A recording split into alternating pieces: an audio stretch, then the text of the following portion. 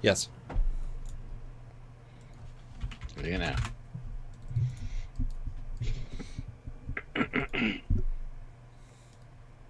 Hey guys, how's it going? We're back.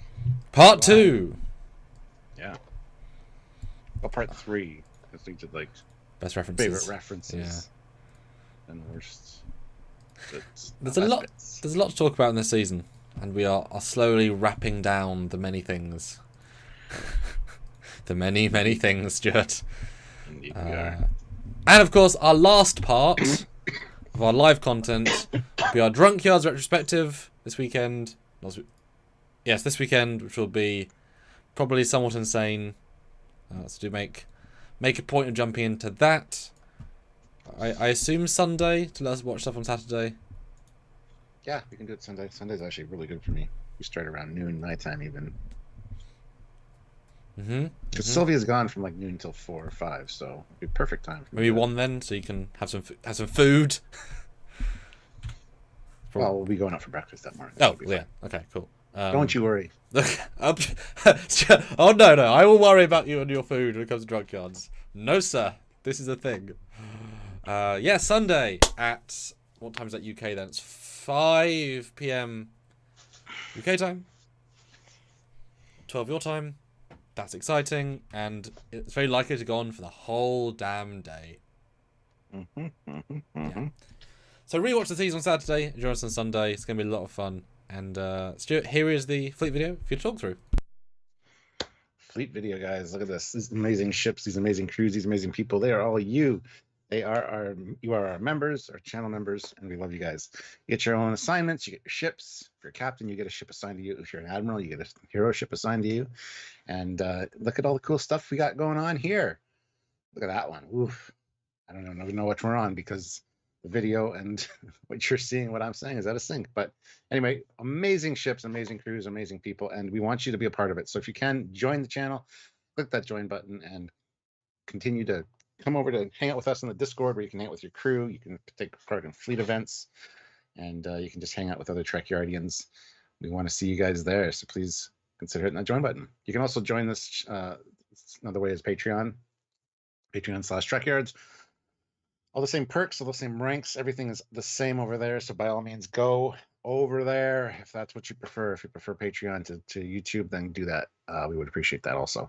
Also, don't forget to click that like button right now. Just give it a like. And, giving the videos likes are one of the best things you can do. And it's also free. So besides that, by all means, consider super chatting. Got some super chats in right now, which we will read when Samuel gets back. But super chatting is a great way to get your voice heard, your comment read, because we do read all the comments, all the super chats on air. So please, if you're able to, please do that. And we would love to hear from you guys that way. So lots of ways to support and help us out, as well as the links down below for the Teespring and TeePublic stores. Lots of cool shirts and all that jazz. I think there's a sale on right now, 35% off at TeePublic. So go check it out and see what's available. We want to see you guys wearing Trekyards merch. Yes. Oh, Les Jericho says I found more nitpicks. Of course you did. Yeah, but that's not today, though. No. There's not. Ozzy, though, throws in $5. Ah. Enterprise D Falcon maneuver under 10 seconds. Great. And Olivia throws in $2. My SUV is now totaled. I blame Troy or Samuel. Oh, I blame Deanna Troy or Samuel. Oh, I was worried there, and then it was a joke. Okay. Yes, yeah. We're all good. Everything is fine. Yeah. Yeah. So, Stuart. Yes. The best of. Very different to yesterday's worst of. Yeah. Very different vibe, obviously. How was this list? How did you approach this list, Stuart? Because, just talk me through it. Well, when I was getting some of my stuff for yesterday, I was thinking I had to sit and get some same stuff at the same time. And, I didn't have them all ready for this morning when I decided to do this, but I had a list written down for the past 2 days where I was like, anytime I thought of something really good, I threw it in there. And didn't have very many on the list. There's so much good stuff in this season, and so many little moments and things that it's just I haven't done the complete rewatch, so I might have missed something. I'm just gonna say that right now. But there's some that instantly still get up to me. So yeah, I went and got those screen caps and kind of surprised myself with one or two of them. With my last minute, I was like, "Oh yes!" and I'd go find that video or find that clip or whatever, the screen cut. So I mean, it did kind of change and morph a little bit, but there's some instant ones that stuck out to me. Like my top 3 or 4 were probably like instant, like right away. So I mean, the other ones are quite interesting, and I hope I got some interesting stuff that's not going to be like typical stuff.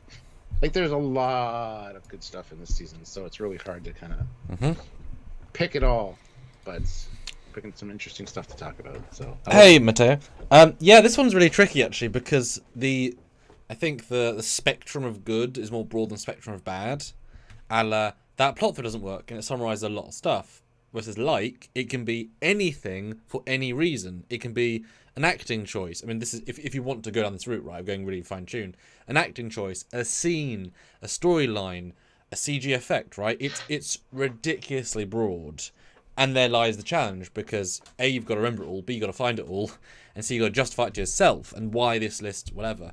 So for me, as I did with the worst of, I skimmed the entire season with my cursor going over, sort of rewatching every scene in a very truncated fashion. Took about an hour and a little bit to do, because I wanted to check. And I was, obviously, yesterday I was only in the negative mind, this was only the positive, and it was fun to see what I almost re-experienced by skimming through, and I'll re-experience on the weekend when we do Trekyards, but like actually what did stand out as being that's a thing, right? And I do think bigger things should be given credit for this sort of session. So I've been there's a pretty broad spectrum of things.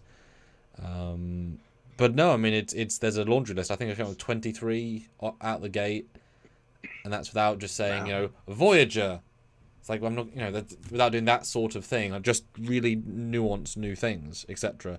Because clearly the top 10 references, the mobile emitter could be in my top 50. These are things that could also be, but that's not the point of this list, right? It's going to be more general, more full. The 10 was kind of difficult, and we'll see how I feel at the end of the 10. I'm not sure if I agree with myself, but we'll see how it is. Happens a lot with these lists. Yeah. But I think a couple, and I'll be interested. Yeah, I think, seeing what we both say, I think will be super interesting. And guys, a poll. I'll start a poll. Actually. Oh, guys, hit that like button. No, we're not at 50 likes yet. I want to get to 50 likes right away, so hit that like button if you're just joining us after the fact, not watching this live. First of all, welcome. But by all means, hit that like button and help us out. Sending a super thanks even. We want to hear your thoughts. So super chat in, guys. It's really important that we hear what you guys like best about this season, not just what we like best. We know each other pretty well. We know kind of what each other liked. But we want to hear from you guys. And join the channel too if you want to. This stuff absolutely allows us to keep going. I mean, a lot of you are going to super chat and support what we do, and continue to want to do. Because we have other ideas we'd like to do at some point, in between sessions, etc. So Stuart, I went last time. You can jump first this time. Or do you have any honorable mentions? Out of the gate? Let me see. So I actually do have some honorable mentions, but they're meant to be like a burn list of. No, I don't have any honorable mentions. Okay, maybe I should go first then. There you go. Well, you go first with your honorable mentions, then I'll do my 10, then you can do yours. Okay. My technical, I got 5. So number 15, Ro in the season. She's great. She's good. Does cool stuff. Good payoff to her arc. 14, explaining the changeling as not being a visual reboot, but being a subspecies. Good. Using canon, respecting it. Good job. 13, the all good things love triangle with Worf and Deanna and being referenced. that moment is so wonderful. Such a deep cut, and I love it. It's brilliant. Number 12, the Enterprise D Bridge being in it at all. Yay. And number 11, and this is almost made number 10. The Geordie and Data, a la Brent and LeVar's chemistry in their scenes, just absolute gold. I mean, they reharnessed whatever they had, and it was effortless, and it was beautiful, and it was emotionful, and it was just really good. And they only had like 2-3 scenes together, and only one that was really like the scene. But it was really just you wonder why they had chemistry for 30 years. Well, here they go. So there you go. I only had one honorable mention if you want to go that way then. And Sure. That is Captain Shaw's Wolf 359 speech was brilliantly done, written, just an everyday dipshit from Chicago doing the engineering thing that got picked and had Survivor's Guild. I thought that was brilliantly done. So, but that leads into my number 10, my very first one of the list. Captain Liam Shaw. Oh, fantastic character. I want to see more of him. I want to see him. I would have liked to have seen him actually doing his job. You know, he's your bring back Prime Walker, isn't he? You'll be saying bring back Shaw. Yeah, absolutely. I want to see a Lorca, Rios, and Shaw show. Put them all together. Be great. A Law Shaw redemption, like a Shawshank Redemption. Law Shaw, Liam, and yeah. There you go. No, I thought Todd Stashwick did a fantastic job, and I absolutely love his delivery, his sense of humor. Yeah, he was kind of a useless captain in a way, especially with Vadic on the bridge. I wish there would have been more there, but I think he was feeling very much defeated at that point. But still, you gotta, you have a ship, you have a crew that you have to protect them. That's your job as a captain.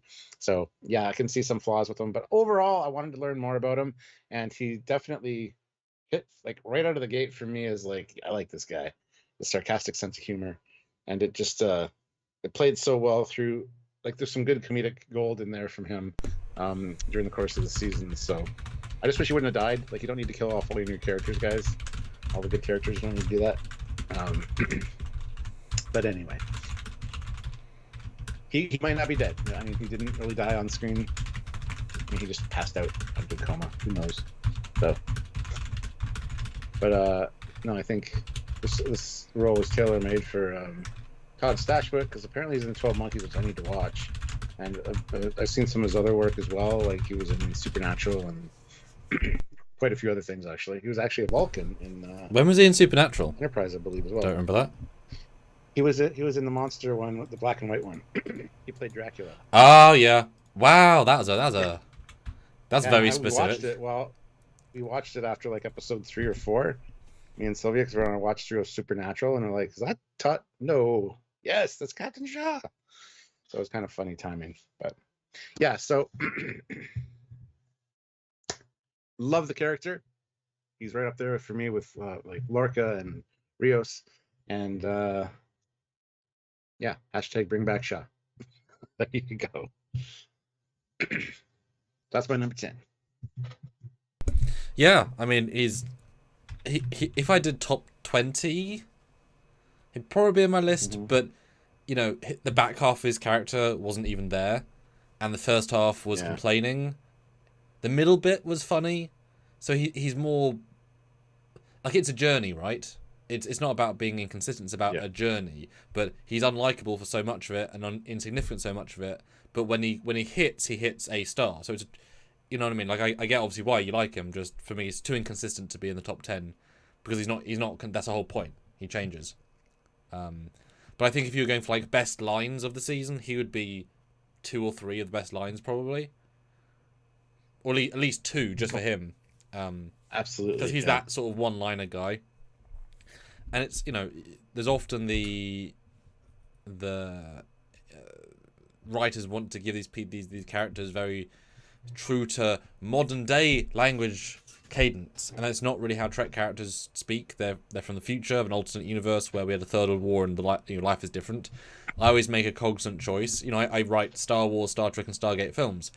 I have the same actor in all 3. You don't write the same cadence all 3. Star Wars builds very different to Trek, to Gate. There's just ways of doing it that instinctively that's not that way, and he is not on that line. He's almost right. He was luckily. It's like in Red Letter Media's review they released yesterday, Ashley. I haven't seen that yet. Yeah. Is her name Ashley? Geordie's daughter? LaForge, Sydney. Sydney LaForge, they were saying she's not annoying. She's not an annoying young person. That classic trope of, and then they cut to Tilly just being just ridiculous. Even though she's in her like late 30s, so she's not even young anymore. But whatever, like the role doesn't fit her. So she did that well. So again, the captain is that annoying modern speaking cadence guy, but writes that line of it's all good. But it could have been over, right? So I commend him for that. And, you know, Lower Decks. He's alive in Lower Decks. He's alive in Prodigy. There is zero reason Lower Decks can't bring him in. And I would not be surprised if Lower Decks didn't bring him in a later season. Because if anything, he could push his humour even further, and he would just be right there. Especially as engineering guy, he could be on the Cerritos doing a sub-mission as a commander, helping them. Like, he fits in really well with that. Yeah, absolutely. Yeah, it's a good call. Yeah. Yeah. Cool. All right. Move this train along. What is your number 10, sir? Yes, my number 10 is... I forgot what they are. It's always a fun feeling. My number 10 is... I've forgotten mine too already. It's a fun surprise. Is Ed. Ed, who played Jack Crusher. And I'm giving... Ed's Players. And I'm giving it more for his general performance. Because... Or his general vibe. Because... Obviously, you'd be pitched this role... And, you'd know the beginning, the end, and the middle. So knowing that you're the son of potentially the greatest Starfleet, greatest Star Trek character ever, like will always top in polls, like will always be in the top level of polls, and also Beverly, this romance they've had for 30 years, and also to be a Borg at the end, and also to have a love situation, and also have a chemistry with Seven. Like there's so many elements this man had to do, and for the most part he nailed them. He became less of a focus in a meaningful way at a certain point. It's more about his abilities and him himself. But enough of him himself before he knew he had abilities. So that's fine, right? Like, again, there's an evolution. He got plenty of screen time. He had, he held his own against Riker and Picard in terms of scenes. Did a really good job. And while, he's that last scene, he's over the top. I mean, if Wesley had done that, he'd have been sent to the brig out of principle, right? Sitting in the captain's chair and such, and there was an entire rule in TNG, like no one sits in the captain's chair, and even they made a joke about that in the Ready Room segment that Wesley's like, I need to ask someone to sit in the chair because it's not my chair. And then this guy just sits in it. So there's definitely an informality that isn't very Trek. But if you're the son of Captain Picard or Admiral Picard and Admiral Beverly, I mean, he does say in the thing, nepotism. He knows he's never going to be treated normal. He knows always going to get special treatment. He's always going to get a leg up. But he's also going to do his damnedest to earn it after he's there. He does not deserve to be on the flagship. No, he does not. He killed millions of people, ostensibly, or thousands of people. Like, he should be on the flagship. But I'm sure Seven said, I want him. Why? Well, he's Picard's son. He's good at what he does. Well, that's a bit of favoritism and nepotism. But once he's there, he's going to do good, right? So he's that funny middle of everything. But he did a great job. So I want to see more. Can't really be in Lower Decks because, he'll be 10. I don't think he can play a 10-year-old. But maybe they have to babysit him at some point. That's hilarious. Yeah. But certainly, the next show, if and when there's another show. Yeah. So yeah. Him, his acting, maybe not his entire arc, but the core of who he is gets my 10. No, I totally agree. As an actor, he did a fantastic job. I like the character as well. So bang on. The only thing that bugged me about that one was not his fault. Was the Jack mystery box lasting a little bit too long? But besides that, he did fantastic, and I'm looking forward to seeing more of him. He is quite a talented guy. He's always got those looks. So I always make fun of his looks, but that's okay. He's got that charming debonairness. Let's see what's going on with Superchats. Ozzy Medeiros, $2. Sir, it's another starship coming in. It's the Pegasus. Yeah, Kane. I get it. That was when we said everyone Kane. I wrote Laren. I get it. Oh, yes. Yes, I made that animation. That took me 2 days to make that. What a waste of my time for all of you to enjoy. 2 days of my life, Stuart. Full time. Crazy. How are the views on that? I mean, never great. The animations never do well, despite the effort put in. But, Which is really weird. For those 8.5 thousand in a month and a half. Yeah. Which is, yeah. Only 61 comments, which is kind of ridiculous. 300 likes though. I really love making it. It was a lot of fun. I mean, you know. Fat Produce, $2. Thank you. Musical score brought old and new was great. Both old and new. Yes. Musical score was fantastic. Might be on somebody's list. Tangerine Star 26 throws in £2. I love the positivity, unity, and fun amongst the fans. Yes, this one really brought the fans back together. Even the haters were on board for this one, so mostly. Can't hear you. I mean, the thing is, when you do good content, people respect and respond to it. It's not that rocket science, right? Really.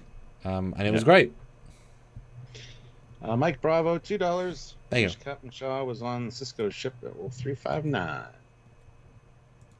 Would have been interesting, but. Mark Lawrence, $5. USS New Jersey makes my top 10. As a bonus, if Strange New Worlds doesn't refit to that constitution, it means Disco and Strange New Worlds are in different universes. Well, and the irony is, what with Picard season 1 and 3 using different connies, shows that who the fuck cares about canon at CBS? If the showrunner wants to do this thing, I'll do it. They don't care if it's not canon. You know what I mean? It's whoever showrunner you get. What's canon if they don't care? Whereas in the olden days, the producer would say, let's look back what was done and do that. But they don't care. It's just whoever the showrunner is. It's very strange. Yeah. Very unfortunate. Right. Let's get into my number 9. My number 9 is cool new ship features. Ooh, okay. Okay. I really liked seeing something new from a ship. We know our ships quite well, and it's cool to see a new function or feature of the ship. This was kind of neat. These the grills coming out for whatever reason, for maintenance, for whatever, but to supercharge the nacelles or warp coils, brilliantly played. And the contradicting line of they're 20 years old, I'm the only one that knows how to do it, kind of bothered me a little bit with, oh, this is a brand new ship. Although, it's sort of now implied that Morse's entire crew are under 25 because they need them to be the ones to take over the ship. Yes. So maybe you could argue all the higher officers got put to Starbase, to Spacedock, which is why that thing remains fine, and all the crew, all the ships manned by young people as to kill everyone else.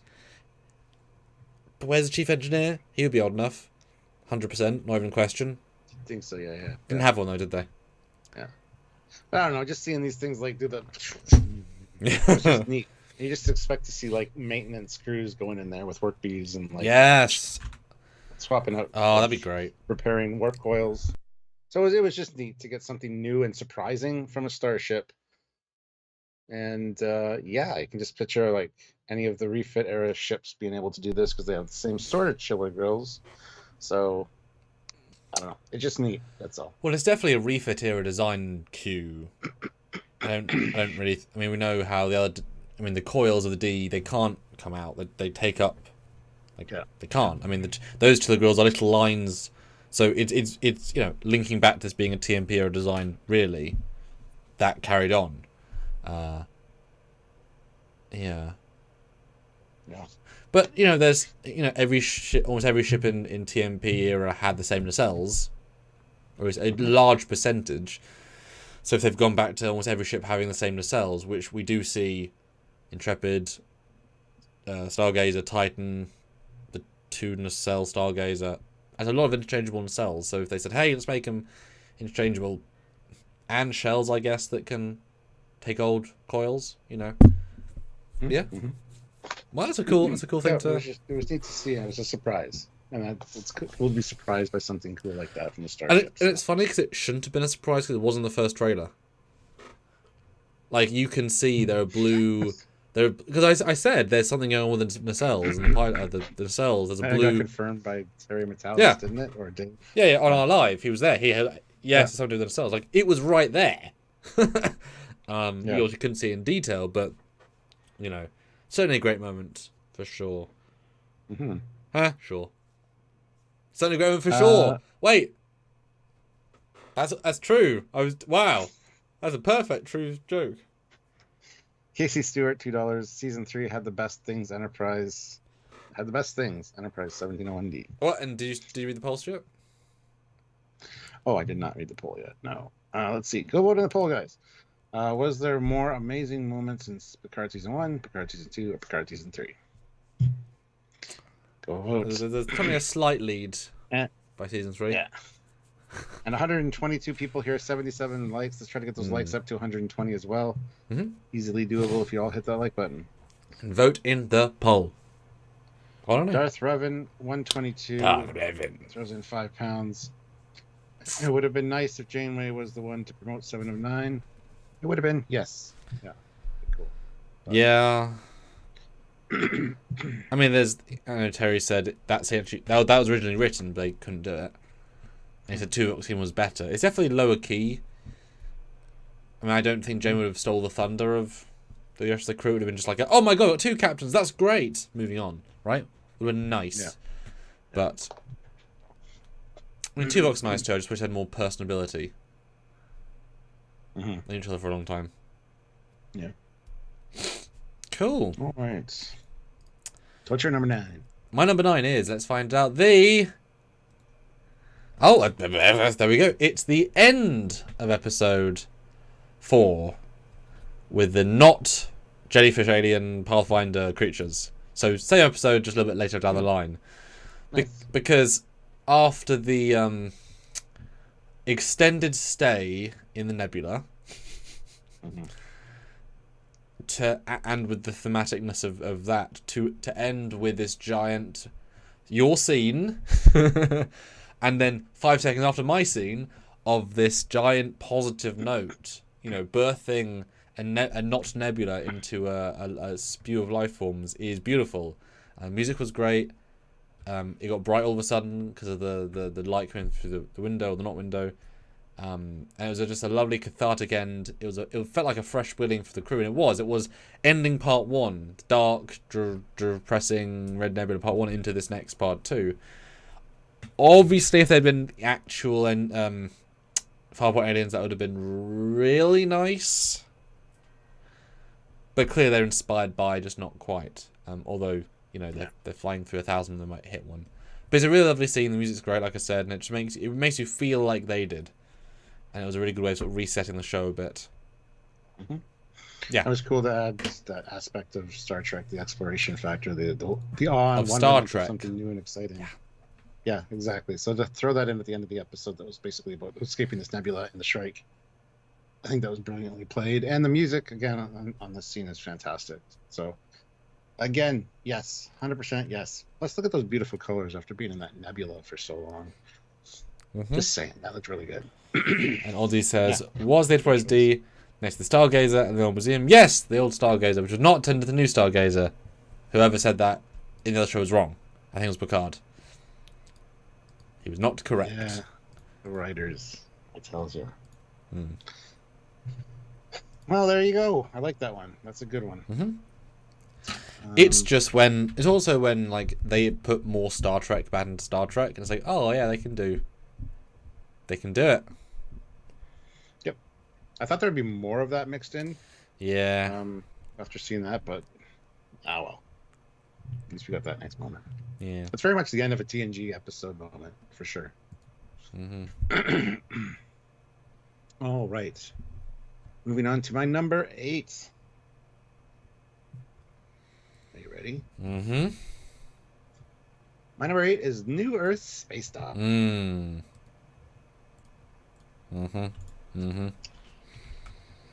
We wondered all along what was going on with the Fleet Museum. We thought it was the original Spacedock. It was. I wish it was still around Earth, honestly. But then it would have been annihilated probably during this battle, so not so great. But seeing a new, larger, next generation, literally, Spacedock was a nice touch. Added pods on the side. You can just tell it's much larger. If the Enterprise F can come out those doors, those are just saying. So it was great seeing this, and I love the new design. It's a shame it got what happened to it, but then it's better again right away. Okay, good. Sorry to stop you. YouTube's currently saying in 15 seconds ads will run shortly for some viewers. Have you got a bar at the bottom of your... Yes. It's because I turned on automatic ones so we don't have to do it. Oh. Well, enjoy an ad in 3, 2, 1. Yeah. There you go. Welcome back from the ad. Just a new thought in the feature that they've got, so. Right. Sorry, I've never seen it before. Sorry. Yeah, I want to see more of it. I would love to see the interior of this one for sure. That would be awesome. It felt a little odd getting destroyed the way it did. Well, the way it did, and then a year later being perfectly fine. Although you said that there were like little rook pod things above the pod. Yeah, there were. They're here too. This is right at the beginning of the season. This is in the first episode. Well, in fairness, they might have made the last episode first and then gone back out of these shots in. Very likely. Maybe they didn't finish the Spacedock because they said we've got everything else to build, and so it's the same scene file. These ships might be the same ships flying around too. But anyway, no, it's just seeing a new design and a new model that we need to get at some point now from somebody. Yeah. But yeah, I think the new Spacedock was pretty awesome. And it's funny because it's absolutely less elegant than the classic one. Absolutely, right? That is pretty much flawless. But it has that functional, we have to scale up feel. Mm-hmm. And it feels appropriate, right? It is less elegant, but it feels more sort of fleet-wide control. But I love that you can still sort of sense the kit bashiness that those side pods feel like they've just taken a Spacedock and squished it. Yeah. Like, there is a vibe to that, because I'm assuming... I would assume those are the size of a Spacedock, and this is that bigger. Doesn't equate to the window scale, obviously, but as we know, to fit the Galaxy in a Spacedock, it had to be much bigger. So to fit the F, it would have to be big. So I would probably hench to guess that was the logic. But I don't think it'd be that hard to rebuild either, because there's not really any details to it. There's just some rings. Yeah. And I'm sure the top pod antenna buildings are the exact same on all 4 pods, on the top pod and the bottom of the middle pod, all the exact same geometry. Mm-hmm. The most annoying thing is just how to texture all the windows in. But this is probably very easy to build. Maybe not perfectly, but yeah, pretty close. But it's good. It's really good. I obviously wish we had more of it. Yeah. Well, when we did our video on Earth Spacedock, we were wondering, is it still the same Spacedock around Earth because it would fit most of the modern ships? Well, I guess this is the answer. We don't know when this came into being, but you would think it would be by TNG. A lot of people are saying, but in TNG it's shown in the binary, not Starbase 74. It's a different one, a larger one. So, it might have been the basis for this. As in, they made bigger ones over the years, and they said, F it, we're going to build a new design. I don't know when this would be introduced. It would probably take 10 years to build, 5 years to build, 8 years to build. This thing is not going to be... It only takes 1 year to repair. I don't know. Maybe it takes 2 years to build. Well, I guess you could say if you've got the entire fleet of ships next to you, send all the work bees from all the ships. You can speed up if you just send raw people to do it. Yeah. What do you think, 10 years to build? 15 years to build? I think 10. Wow. Yeah, 10 years is probably good. That's the outside, though, I think. In the future, it might be like 6 to 10 years. Because there's 3 years to build a galaxy, which already seems like a lot, but if you're doing a single thing, how many crews could you swap in to deal with it? Well, Hypno Amber has joined the channel at the rank of ensign. Welcome. The fleet welcomes you. Thank you. Yeah. Ha! Thanks, Patrick.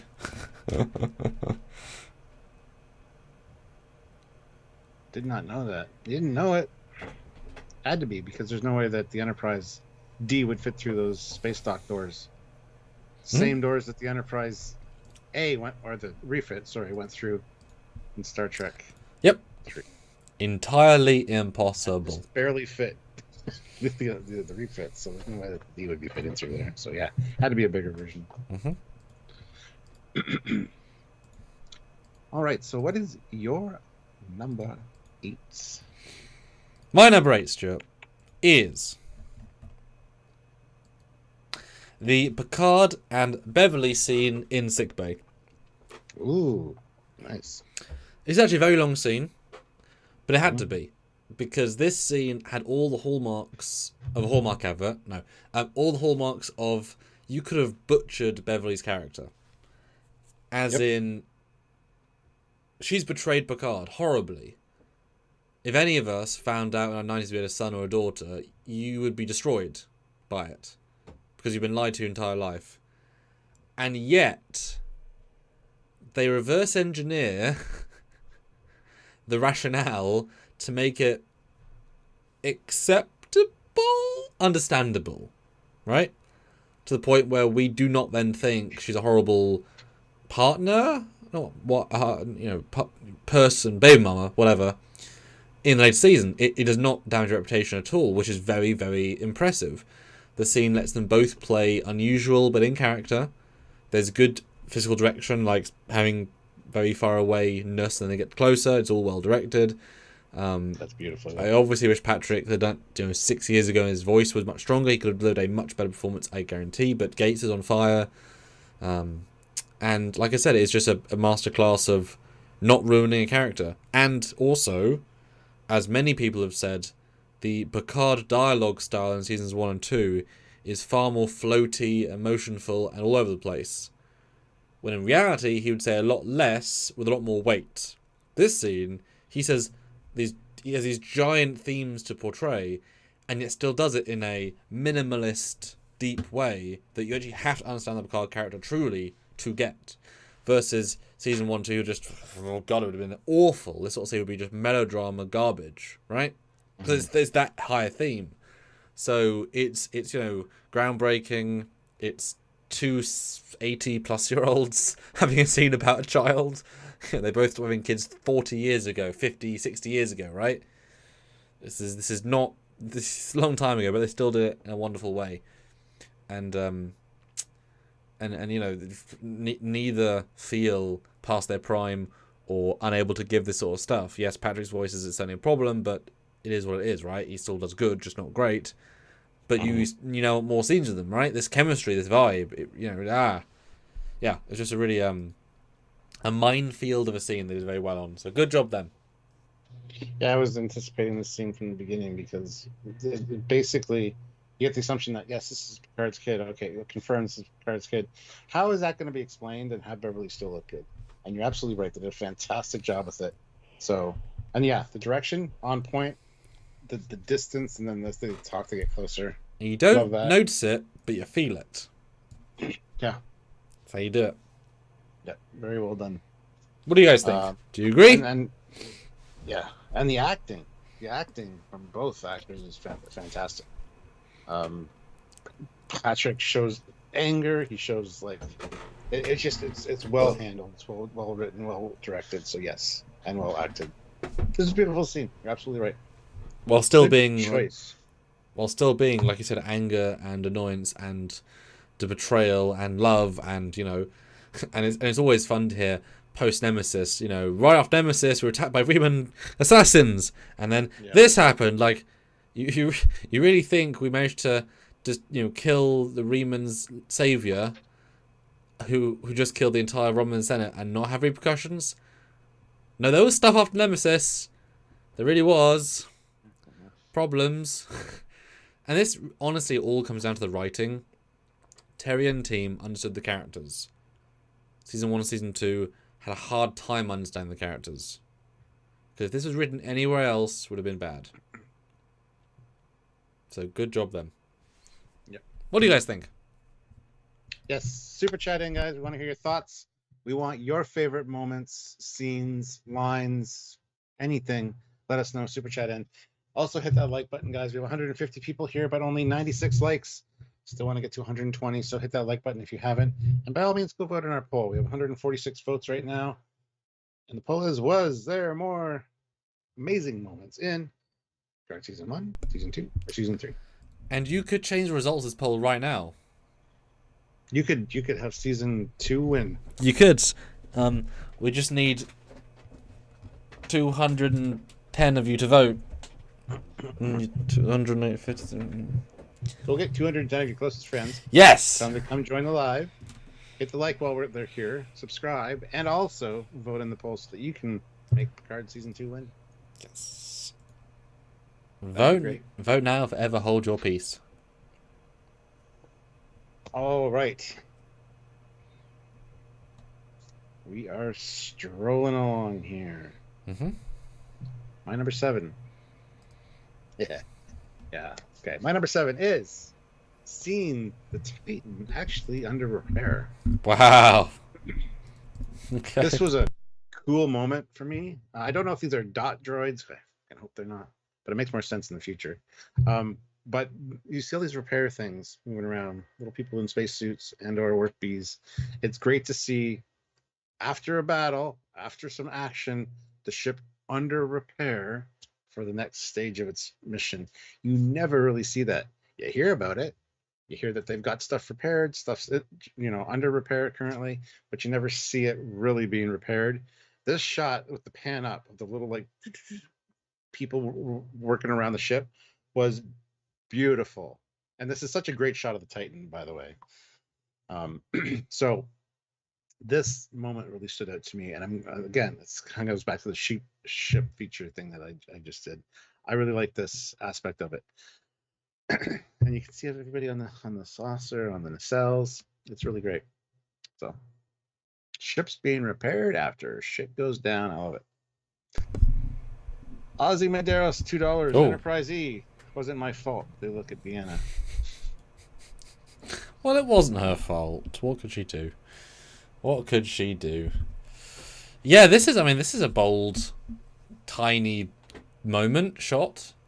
Mm-hmm. But, and this is one thing that we noted a few times, there's literally a sticker of plating over one of the holes in the saucer, which maintains for a long time. Because it's damaged, and they fix it with a plate. And of course, this thing, clearly they're dots from Discovery. They're so far you can't tell, right? They just grabbed a Discovery asset and tried. Now, if this is Voyager, like, how did Voyager get repaired? Oh, they sent out their 500 dots. Yeah. Yeah, you zoom in on someone and you can tell that they're right into the shape of a dot. All of their robots, they just fix the ship, taking away all the tension at any given moment. All those. Why did a Year of Hell happen when they had 500 dots? Oh, they're all disabled. Fuck off, right? But if they're brand new, fine, whatever. But that's clear why they went this far away, so you can't actually tell what they are. But we know what they are. But yeah, to see the idea of them fixing it is great. It does sort of make it a bit too easy, though, because part of the fun was that it actually had to be people who would go out in EV suits and work bees and actually repair it slowly. That was part of the fun. If you can send 50 robots out, it does remove a lot of the tension. So if you just go somewhere quiet for 2 hours and you've got fixes, people just sit inside and relax, Obviously there's internal damage, but then if you've got dots that can go on the outside, they can also fix stuff on the inside. So they should have seen dots flying through the halls. How many sequences? That's true. It can do both. So why didn't we see them flying around? Why didn't Seven launch the dots to attack the changeling infiltrators? If you've got this many, they could be quite a useful target practice for a few minutes, right? There's, this is the sort of shot that you sort of forget, right? Don't ignore it. It's canon, but ignore it because it has too many repercussions for the rest of the show. I'm just pretending they're not dots. Yeah, they're just people in spacesuits repairing the ship. Sure, exactly. Yeah, but conceptually, yes, I get it. And yeah, again, I love these freaking nacelles. They're so nice. They're such a good design. They've really grown on me. I do really like them now. Yeah. They're sleek. Yeah. Sleek, fully futuristic, yet fully retro. They're an incredible combination. Cool. Okay. Wow. Fun. So yours number 7 for the entire season. Hey, small little moments really speak to me sometimes. Matthew, is it weird to think you're looking at the Enterprise in this scene? Yes, it kind of is. Well, it's not the Enterprise yet, so it's fine. But you know what he means, right? Yeah, but I don't think I would. I almost said it as a joke when it was coming up. Right. 7, I'm like, the Titan getting repaired by it. Yeah, I feel like. Yeah, I feel like I wouldn't say, if we saw the Yorktown before it got moved into the A, I wouldn't think, oh, it's the Yorktown. Or I wouldn't think, it's the A, I'd think it's the Yorktown. Oh, now it's the A. That's just me. That'd be my brain. Cool, okay. Well, my number 7, though, Stuart, is The the banter between Picard and Riker, their relationship, because, and this led the first like bit of the season, right? And it's my favorite things of episode 1, that in the show they were, apart from him and Guinan, they were the most friends of the crew ish. He had to be formal, but you could tell their bond was very strong. Picard could be informal with Beverly and Guinan and therefore feel more friendly, but with him he was not equal, but he was very close, because of course Riker was given a command opportunity in episode 1, or season 1 of TNG, so he was ostensibly an equal, or at least really freaking close. But it's really nice to go from that relationship, and then the movies, he doesn't really do much with Picard in any of the movies. He's always, I mean, literally, first movie he's on the planet, second movie he's on the ship, third movie he's there. So he's not really there he's not about Picard until the end scene. And so to go past we serve each other every day, we'll be able to be professional for 10 years, into, hey man, Will, it's so good to see that once these sort of uniforms come off ostensibly, because neither are active in a truly active way. And it's not even Frakes and Patrick bonding. This is their own unique chemistry. They bring their own obvious vibe, but it's not what Patrick and Frakes has. So I appreciate they're able to act a new situation. And you could do a buddy show. You could do many things with this, as one episode almost was. He trying to look after Picard at the same time respecting his decisions, at the same time thinking through, at the same time making fun of him. Like, all of these balanced emotions he's doing successfully, and Picard is both thinking of Riker as a friend, as a colleague, and as a guy he used to know. It's just very well handled, and it was definitely one of the core themes. Their friendship really came across while it was on screen. So well done them. Mm-hmm. Yep, so many great moments between these two during the course of this season. And Riker was kind of like the MVP for the comedy anyway. I don't know if it's all of the episodes with that were his direction, but I know he directed quite a few. No, I think he directed the ones he wasn't in so much. Well, I'm just saying, I think he was more Jonathan Frakes than Riker in a lot of those scenes. It kind of hit me that way, which I could just see the behind the scenes kind of ribbing going on, but like on screen. Yeah, I think these two really played well off each other, and it was good to see. Good to see them back together. It was special. Yes. Yeah. Patrick throws in €11. Thank you. I have a few top moments for this season, like seeing the entire cast again, having a Starfleet ship the entire season, getting Enterprise D back. But my number one is the L-Cars startup animation. Glorious. Yeah, did you see the behind the scenes of that on Twitter? The video of the L-Cars firing up? Mm-hmm. That was pretty cool. Mm-hmm. Yeah. Just as cool as... Yes, it's a joke. I always increase the brightness on these things because you've got to see them. Just a black screen. And this is my favorite moment, guys. It doesn't even need words. Black screen. Well, those that have good monitors can see what I'm doing right now. Everyone else, go to hell. Yeah. Because that's how you make media. Yeah, well, us in the future will appreciate it, Stuart. Just everyone present. Yeah. All right, Stuart, you're number 6. Let's see. I don't remember what it is. My number 6. Oh, yes, the USS Intrepid. The Duderstadt class. Yeah, I tried to get the side shot, but it's kind of far away from camera, and whatever. I'll just go with this one. Yes. This is another Bill Cross's designs, and it's beautiful. I need a model of this ship ASAP. I even Bill messaged me like 2 days ago and said, asked me if I was going to Winterfest, and I'm like, darn tootin'. And he says, awesome, I'll see you there then. I'm like, good. And then I'm like, well, by the way, if you have any like 3D models or 3D casts of better a Duderstadt class, I wouldn't mind one. Wink, wink, nudge, nudge. So I don't know if he's going to bring anything to Wonderfest, but I mean, he's now the designer of the next Enterprise, so he better. I mean, like, he's walking into one fest as the new Enterprise designer. Like I said, the last one was John Eves. The last one of that was Andrew Probert. The last one of that was Matt Jeffries. So if he doesn't get some level of fame from that now... Well, he was on a panel last year with John Eves, Rick Sternbach. And, yeah, it was great to see. But now it's even better. So, anyway... I love the only thing I'll say about that, though, is that he didn't design Enterprise for Picard. Picard took a ship he designed 15 years ago and made it Enterprise. So it's not as impressive as any other Enterprise, let's be honest, but it's good for Bill. That's the difference, yeah. 100% agree with you. He didn't design Enterprise, he designed the Shangri-La. Yes. Which became Enterprise. Which morphed into the Titan and then the... Yes. Yeah. Anyway. We're talking about the Duderstadt class, though, the Intrepid. This is based on the Wasp class, which is another one of his designs. I actually prefer the refit era Wasp class design to this, but you got the evolution of them through the years that he showed, and I just like the profile. I think it looks really neat, and it's certainly better than the original 1980s FASA model, which is like you get what they're doing, but it's not balanced, is it? So Bill certainly improved the original, and then Doug re-improved it to be this version, so it's a nice lineage of like a 50-year-old design, 40-year-old design, make it onto screen as a modernistic one, which is not what it's designed for.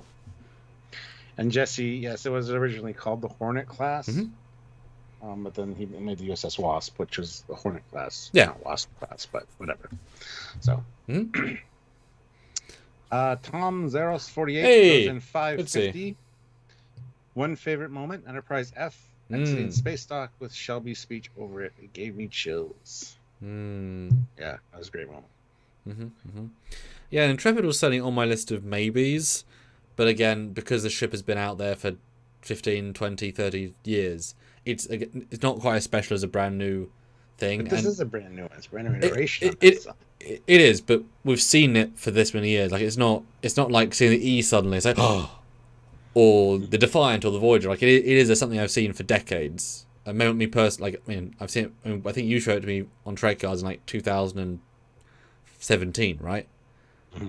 I really wish it was a better 3D model because it's not a good 3D model. It's a really basic 3D model. It looks great because they're good at lighting it, but I really want a better model of it because it's definitely like a 6 out of 10, and that's pushing it. I can't wait to get one in our fleet. Well, what's the thing? Once we do a Trek Shorts version in actual high detail, that's gonna freaking, you know what I mean? You can just imagine how good that's gonna look. Because it's all the potentials there, right? Give it extra bit of detail.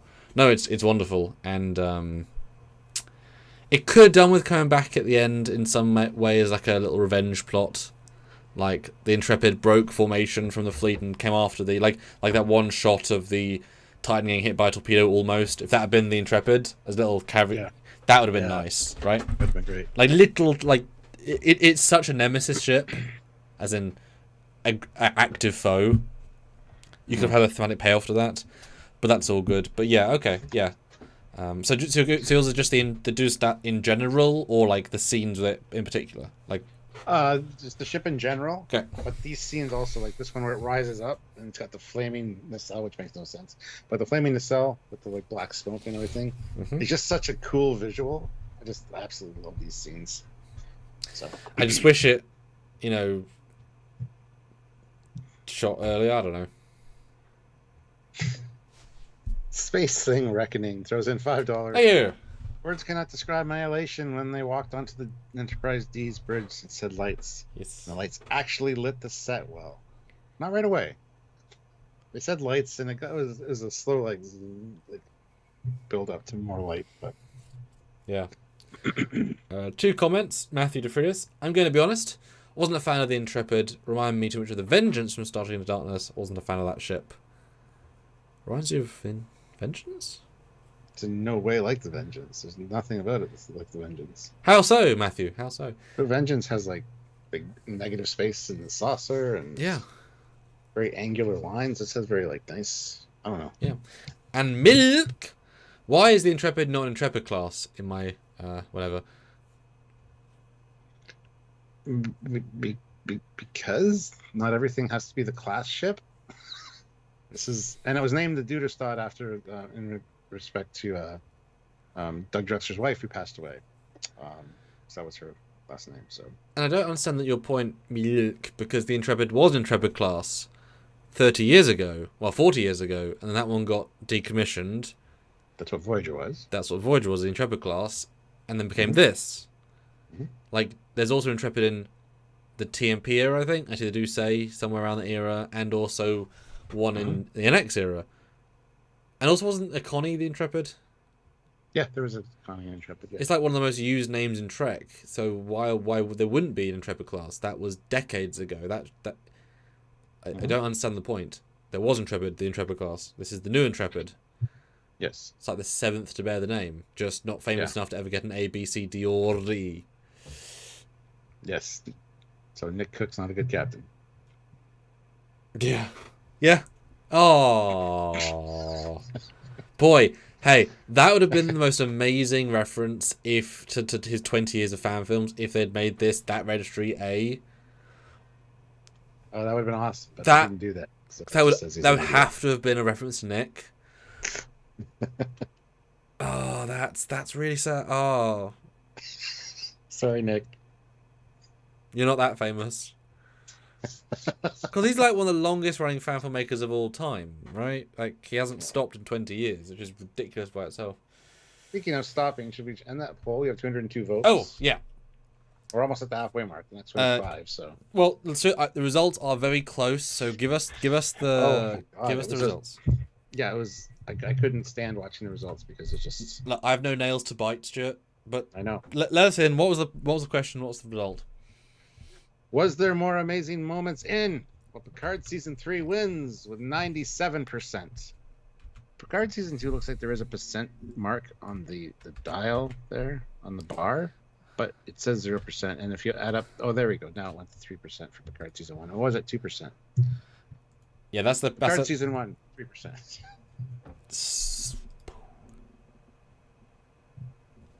That's interesting. That's is that one of our highest poll numbers? 97%? I think so. We got a 0. We got a true 0, I think. I mean, Picard Season 2 had, they mentioned Khan in that file, Project Khan or whatever. I mean, that was a surprise. It was an amazing moment. And then 50 seconds later, the drones hit itself, and then smash, and then. Yes. What? All right. Moving on. Yeah. 174 of you here. Amazing. 120 likes. Also amazing. Hit that 120 mark. I'm gonna make a new poll, and you can vamp for a second. Exactly. But now I'm feeling greedy. We got 120 likes. I want to get to 150. It's only 30 more, and I think with 179 of you here, we can do that. Hit that like button if you're just joining us. By all means, super chat in. Let us know your thoughts. We want to hear your favorite moments, your favorite lines, your favorite actors, your favorite scenes, your favorite ship, your favorite anything from this season. This is all about favorites and amazing things that we really enjoyed this season. Let us know your thoughts. We will read them all on the air, and you get your name out there. And you address it. We talk about it. Super chat in. We have a new poll as well. Would you like to see the new Intrepid and Sam's Trek short films? Yes, no, or I'd donate to see it made.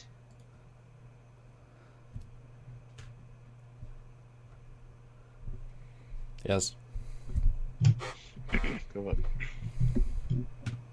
All right. So now we're moving into our number 5. We're at the halfway mark. Samuel, what's your number 5? Or isn't my number 6 still? Oh, you're number 6. Yes, that's right. My number 6 is Michael Dorn as Worf. Because he lays down the Klingon. He's actually good from line 1. Maybe not action 1, a la beheading someone they need for information, who if they hadn't beheaded, they could have got information and made the plot go quicker. But hey ho, we'll ignore the murder part. But from line 1, he's very good. And weirdly / wonderfully, he's so good that you genuinely think, God damn it, he's out of it for an episode. The episode was worse because he wasn't there. and you wish they'd kind of swap the people around to keep him in the scene, especially as him in combat, and it was a combat episode, quite useful, like the guy to keep. And you know, the look is great, the hair is great, the acting was spot on. You know, him and Brent, obviously, like in terms of acting, they retained their alienness despite being 20 years older, with different vocal cords and different arthritis levels, and still dealing and giving, and you know, and I mean, Jesus Christ, give him a bloody show, give him a mini-series, my goodness, especially as it's all hair dye, right? If you want to make him younger, you could easily make him have dark hair and have him be in only his 70s, Klingon 70s, and he would look probably about the same and younger. So you can absolutely do now a prequel to Picard, what he did in between. I don't doubt that for a single second, because especially as he went so clean grey, making even salt and pepper, he'd feel different, right? Or like, you know, dark salt, pepper here, black this, right? You could do that. I'm pretty sure, you know, this isn't his real hair either, so there's only so much you have to dye, and I was wearing a wig. I mean, it's only this he has to dye. The rest of it's fake hair. Easy. Yeah. I loved his behind-the-scenes shots where this is the only thing that exists still, because the rest is fake hair. No, I mean, he was fantastic, and he has some very good lines, he has some very good jokes, he has some very good moments, he stays in character, like, you feel it. You know, and even... I'm not a hugger, and then hugging Raffi. Bit of a strong payoff for Raffi, given his own owner for like a week. Considering like not hugging Deanna and Worf. Is it Deanna and Worf? No, it's Beverly. Was it Beverly? Who hugged him? Beverly. Like he's known Beverly much longer than Raffi. But I guess he never fought with Beverly, I guess you could argue. You know, the way of the warrior. But yeah, really, really, really good. Just, yeah. Really, really good. Yeah. And I need more. He killed it from the minute he showed up on screen. Loved his introduction. House of whatever, blah, blah, blah, blah. I can't even remember the whole thing. House of Murdoch. Yeah, brilliantly played. And then, would you like some tea? Yeah, he every time he was on screen, I was happy. But with that being said, it was kind of wasted in a few scenes. Like, he didn't really do anything on the Enterprise D bridge, except for, like, basically trash it and say, wish it was the Enterprise E. It would have been nice to see him fire some weapons, too. Just saying. But, you know, he got to go down to the cube, I guess, so there's that. Love that he loves using his sword over his phaser that's in the hilt. Swords are fun. Yeah, he definitely, his usefulness sort of... Yeah. But still, when he's there, he's good, right? And I will go as well, making it a threesome.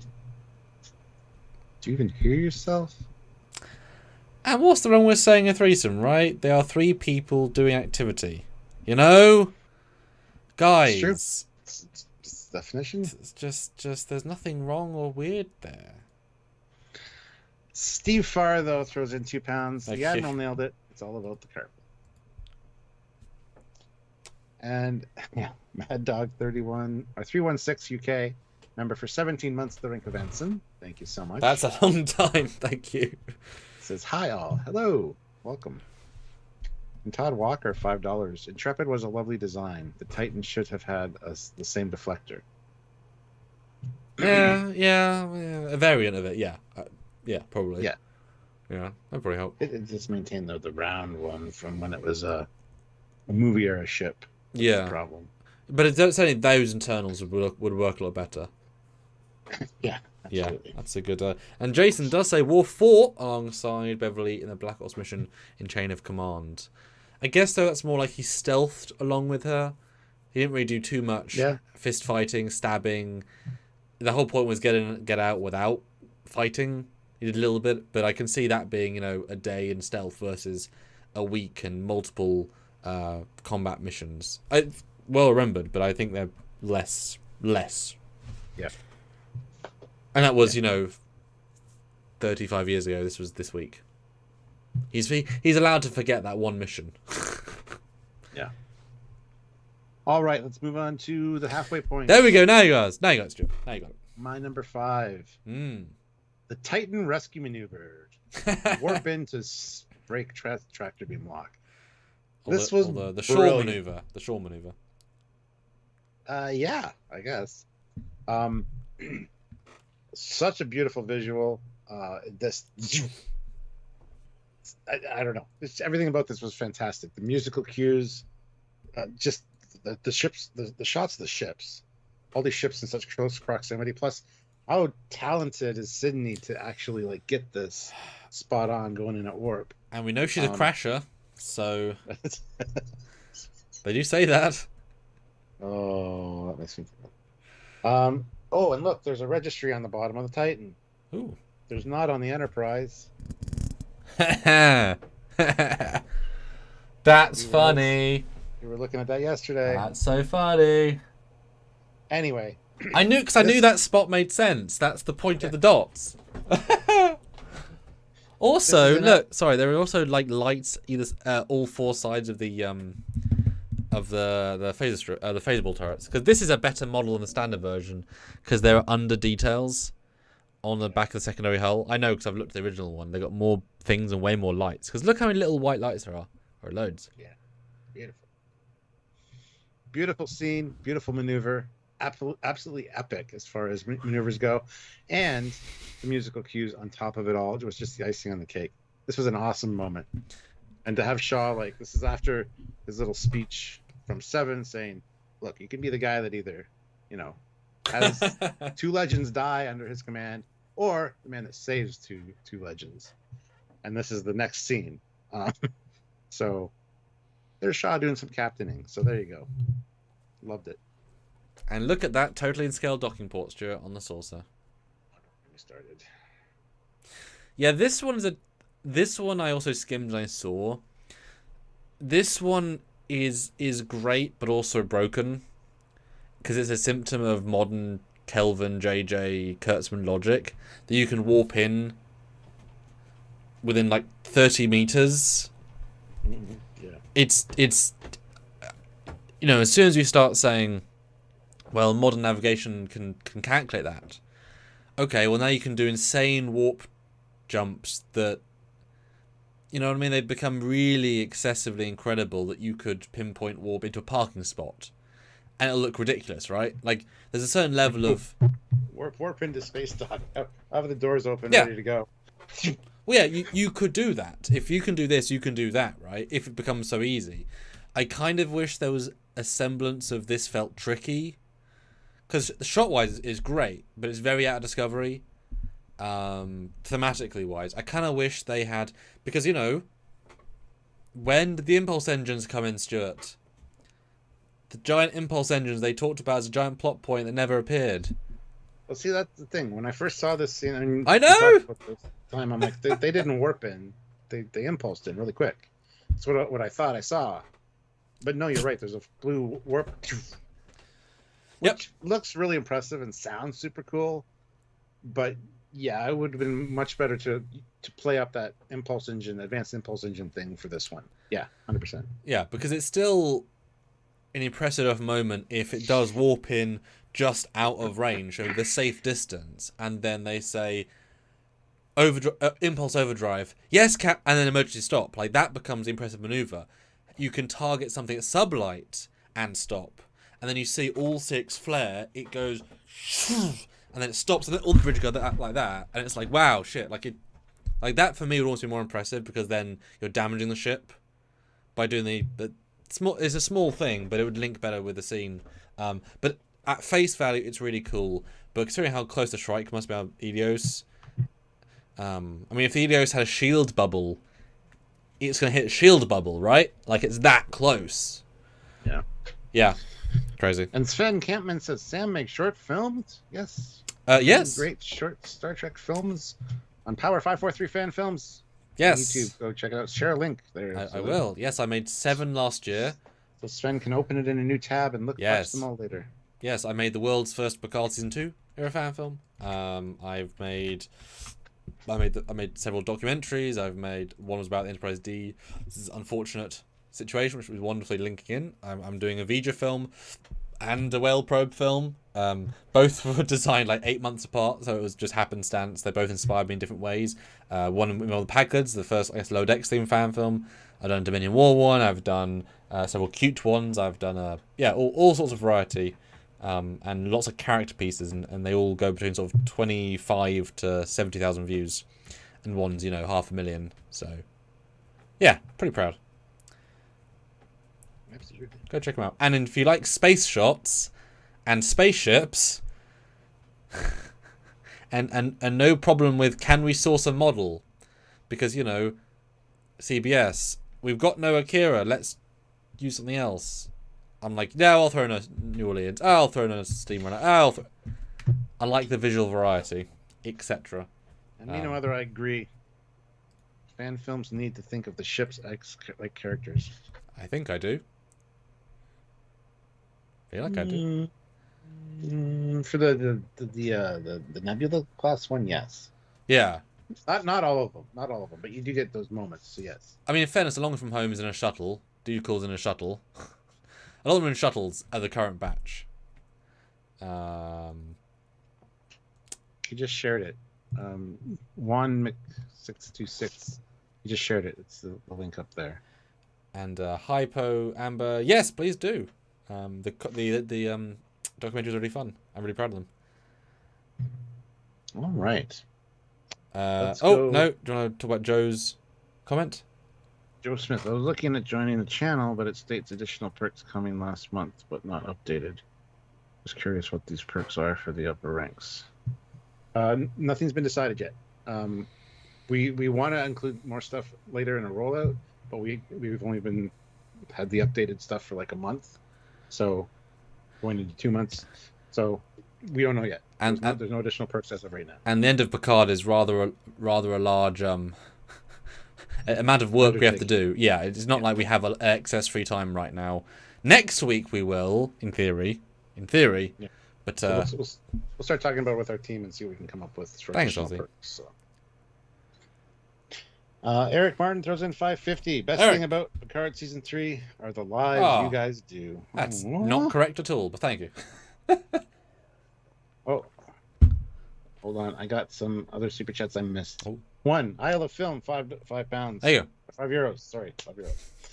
I feel a need, a tingle. If I'd edit Season 3 into 2 films, would you give them a watch? Watch shorter, brighter, color grade, etc. And no worries, I'm an editor. Yes? Yes, I would.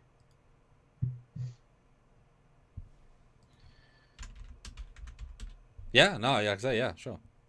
Contact us at Trekyards@hotmail.com. All right, so that is my number 5. That's my halfway point. What about you, Commander?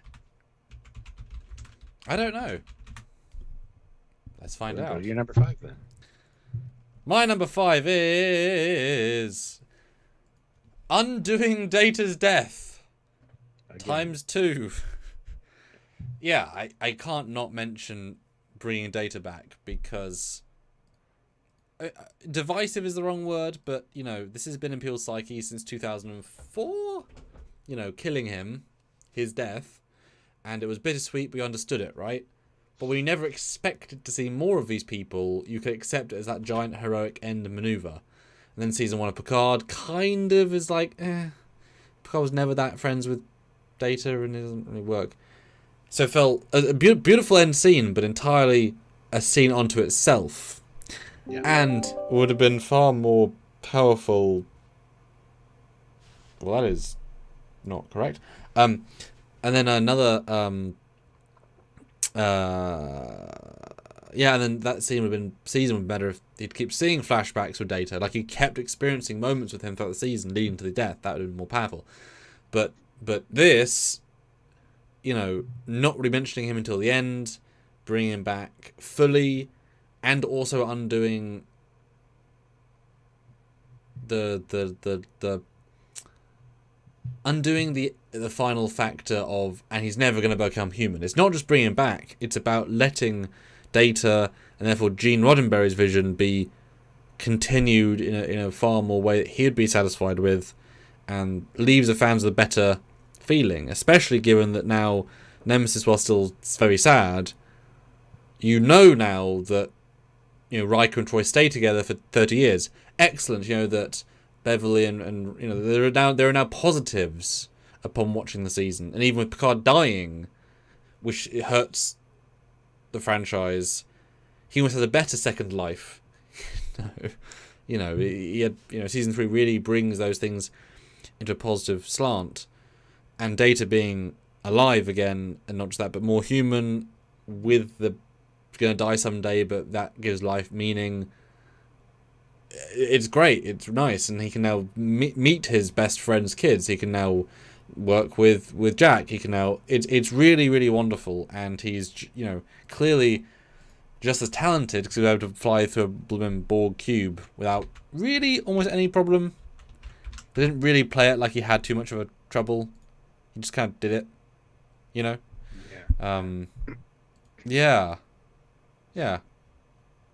I got confused by that because I assumed that he was more human now than anything, like Picard. Picard can't go super fast, even though he's got a golem body. So it came off as weird but anyway. Yeah. Anyhow, all right, yeah. I love that they addressed that a few times. Mm-hmm. He died twice. I can't live through this again.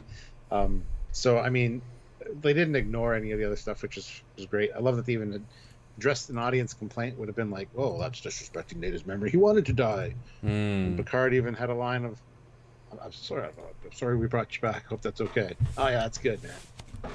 That other Data is fine and happy being dead. I'm not. So they knew what the audience was going to say. They understand the audience that's watching the show, and I really appreciate the writing around that to just answer those questions right off the hop. So yeah, that was fantastically handled. And yeah, all the Data stuff was, I think, great. I really enjoyed the way that all kind of played out and the explanations that were given. So awesome job. Yes, Data's back. And it feels good. And it's yeah. It's all the positive. It's all the positive. Indeed. All right. Now we're in the top half of the list. Moving into my number 4. Yeah. My number 4 is a particular line and moment. Ooh, okay. And that is when Jack Crusher says to Picard, names mean almost everything. Ah. Again, musical cue. That line with the delivery of "This is the new Enterprise," fantastic. Gave me chills. Because earlier it was stated nepotism. Picard's like, names mean practically nothing. But no, names mean almost everything is 100% right when you're talking about ships. I wish the ship would have been a different ship. Like, I'm glad it's the Enterprise, but I just wish it would have been not the Titan, if you know what I mean. So this moment really got me each time I watched it. And it still does. When I watch it again, I guarantee it'll still get me again. Because, again, it's layered, a layered thing with not only the reveal of the Enterprise, but also the what just came before about names mean practically nothing, and then the musical notes on top of it. It's a very layered scene and a very layered moment, but it really hits for me every time. And I don't know who else feels that way. Super chat in right now with $1 if you felt that way. Let's get if this one line really meant a lot to you. Let us know. Super chat in $1. It'll be interesting to see if we can get an influx. And speaking of, guys, we need more likes. 2 more likes to get to 150. Hit that like button. Yes. Perfect. I agree. No, it's a funny old one because it's you're not microcosming it right into such a small element of the show. Yeah, well, these were moments that made us feel good, things we loved. So. Yeah, because part of season 1 is sort of saying, "Fuck Picard." Is actually a scene where they don't know who he is, so names mean everything, but they didn't teach you Captain Picard was at the Academy. Or that kid just didn't pay attention. That's why he's working desk duty. Of Starfleet headquarters, the most important building in Starfleet. No, it doesn't mean it's the most important posting to be at the desk. No, yeah. Here's the person that just signed this book Okay, go do your thing. Yeah, but it's still. I mean, it's still a high. It's like the lowest rank of the flagship is still a higher rank than the middle posting on a crap ship.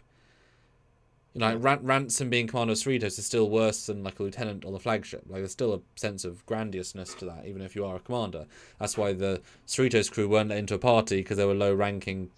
You know what I mean. Anyway, so it's season 1 kind of tells you who cares, right? His name, you know, he's actively disrespected constantly. So to end kind of a summation of the whole series. So to end Picard with the opposite of, well, actually, no, the name of the Titan, the name that represents the Enterprise, the Picard, the Riker, these things mean something. They have touched lives. They have moved mountains. They have changed the course of civilizations. These things are what, this is why, people know who Winston Churchill is, because he changed the course of the human race. That's why he's famous. George Washington, he changed the course of the human race. This is a giant names. A few to Kurtzman and crew. People care about their things. Don't shit all over them. Names are important. So's canon. Boom, baby. Anyway. Yes. Like, obviously, right? Like, yes, obviously. Certain names, I would assume, like I said, like a Washington, like a Churchill, these names are going to be famous for hundreds of years because they are mind-numbingly important. Kirk and Picard and Archer and Garrett. I mean, Rachel Garrett, she created a peace between the Klingons and she stabilized the entire quadrant, right, by her actions, by her bravery. These are names that should live on forever in the history books. And you would think that Starfleet would encourage people to be more mindful of caring about their study. I mean, you say he didn't pay attention, but he was picked out of tens of thousands of people to get in Starfleet Academy. None of them should be slackers, right? That's kind of the point. They don't get slackers. They don't get people who don't deserve to be there. He should be, unless he's unlisted and doesn't care, then, again, he shouldn't be there.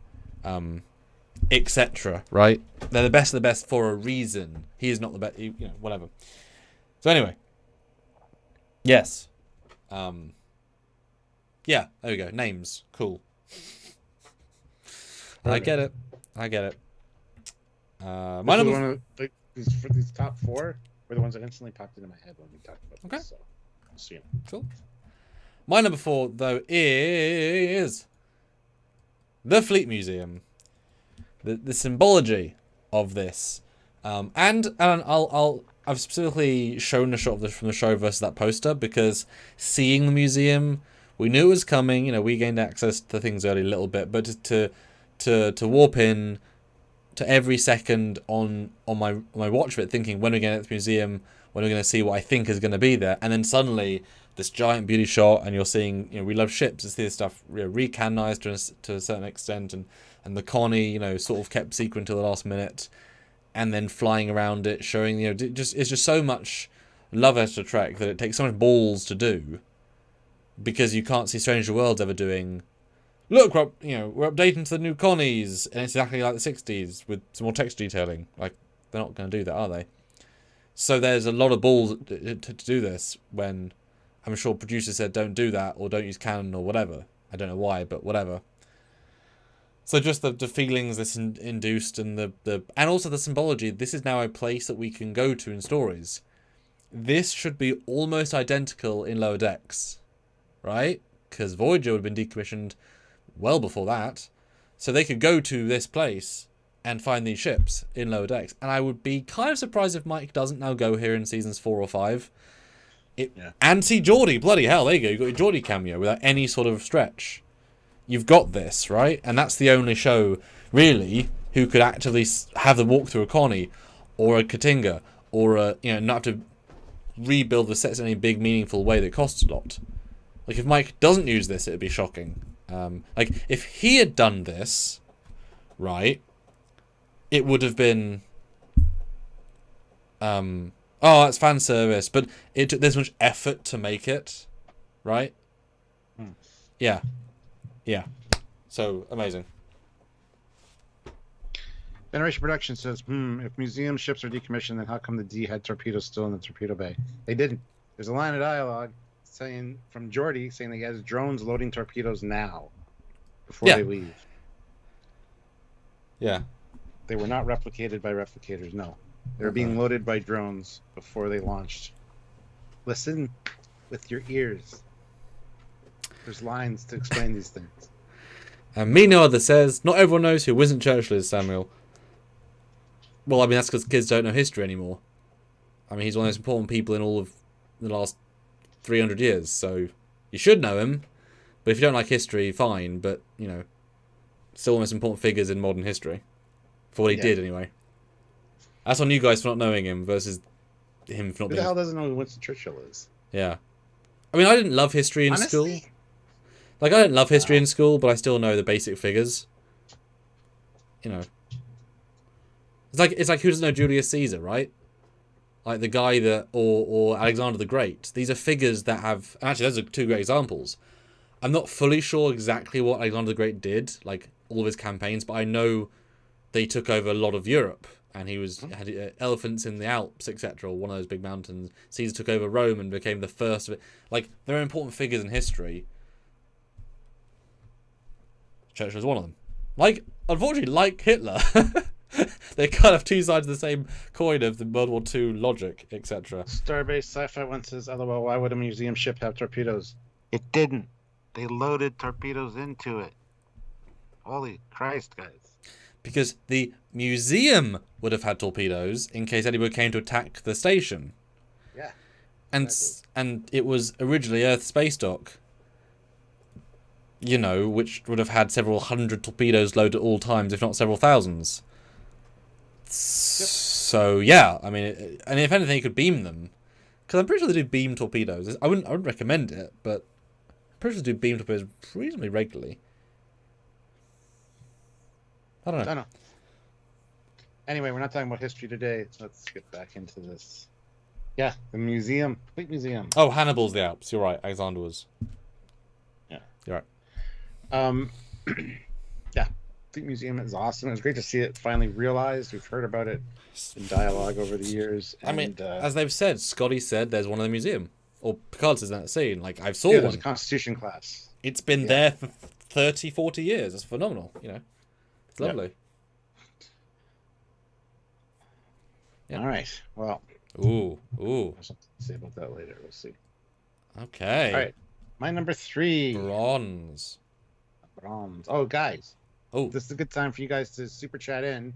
What do you think our number 1s will be? Our number 2s? What are your number 1s? What are your favorite moments, lines, dialogue, scenes, whatever? Let us know. We want to hear your thoughts. Super chat in. I agree. All right, so my number 3 is the music, the score, the soundtrack. How good use of the... That's good. That's good. Absolutely brilliantly well composed. The moments I've mentioned a few times in some of the other ones we've done for this countdown, those musical beats of those particular moments just are spot on, and they stir up feelings. They bring you back to the moments of the movies, the other shows. They really highlight the emotional beats, and it was so well done, so well crafted this season. Yes, you can hear a lot of the original works from like James Horner and all the other guys, but it was blended well into a new, like, the soundtrack for this is phenomenal. I'm going to be getting it on vinyl. And these are the moments. The music is what absolutely hits you in the feels. It's the thing that gets the emotional reaction half the time. And they're just so well delivered in this season. Every episode has these perfect moments of music layered in there. So yeah, the musical score was just amazing. And that's one of the biggest things of this season takeaways for me. As far as a season of Trek goes, this is the one. If I had to just get one season of Trek music, this would be the one, because it's got all the other older tie-ins into it as well. So yeah, it's brilliant. That's all I have to say. Well, that's a lot you said, Stuart. I mean, that's not.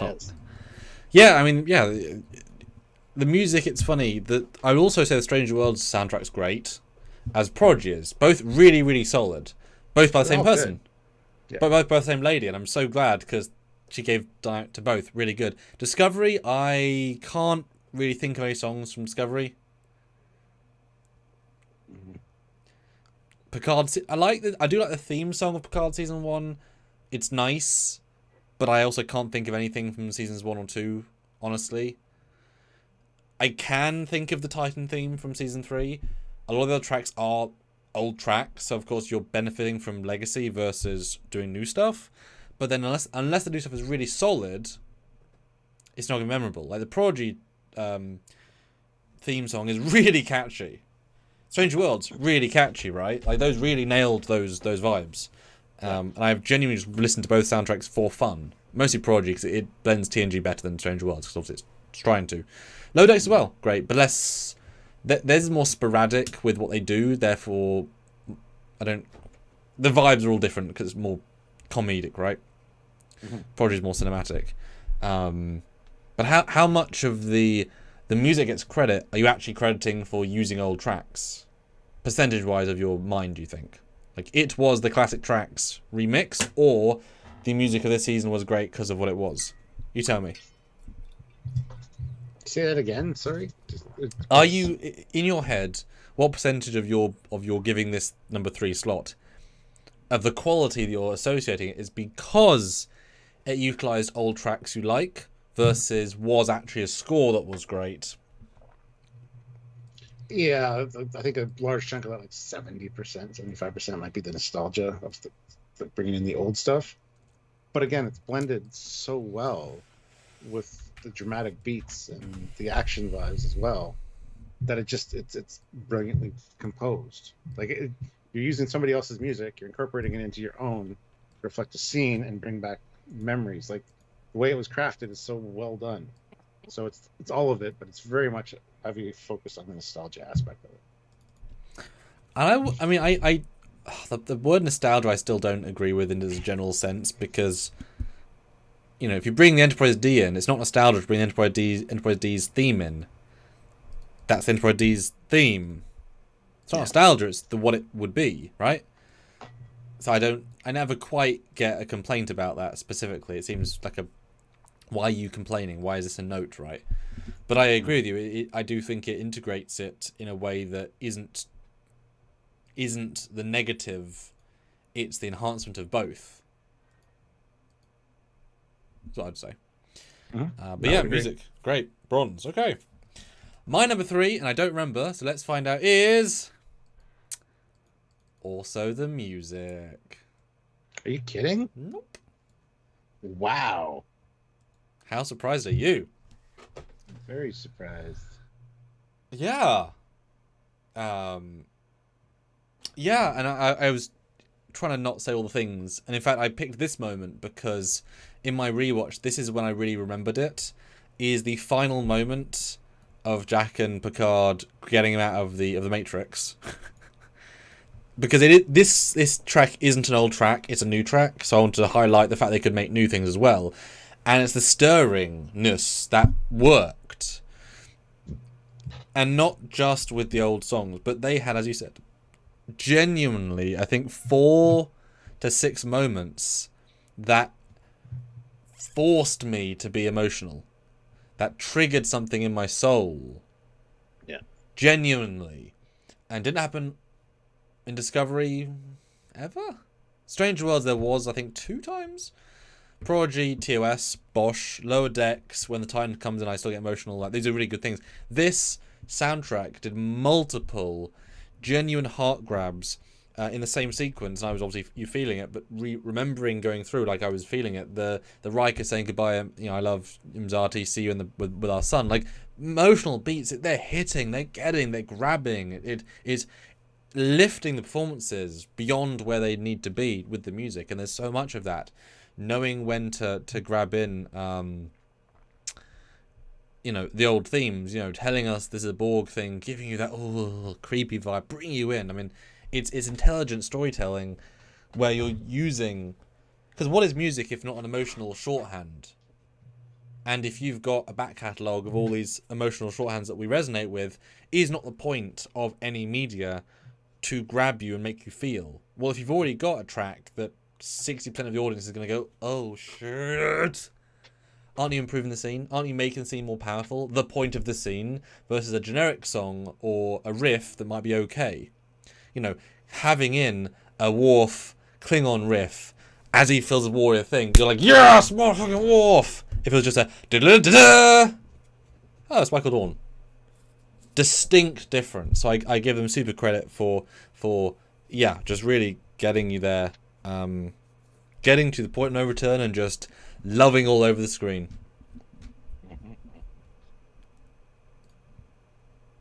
What do you guys think? Super chat your thoughts. I love that it's both of our number 3s, though. Yeah. I did not see that coming. Wow. Nope, I knew it'd be on your list because you credit the Kelvin also for having music gets you there. So, yeah. But three's good for them, because three's pretty high. With this much good in the season, 3 is very, very high. The advantage though is, of course, there's a lot of music, so of course there's a lot of quality content to review as part of the number 3. So it benefits from that. But well done. No Amber throws in $2. Thank you. My number 1 is Jack and Picard in the Borg Matrix. Really? Okay. For one moment, yeah. But I mean, very good.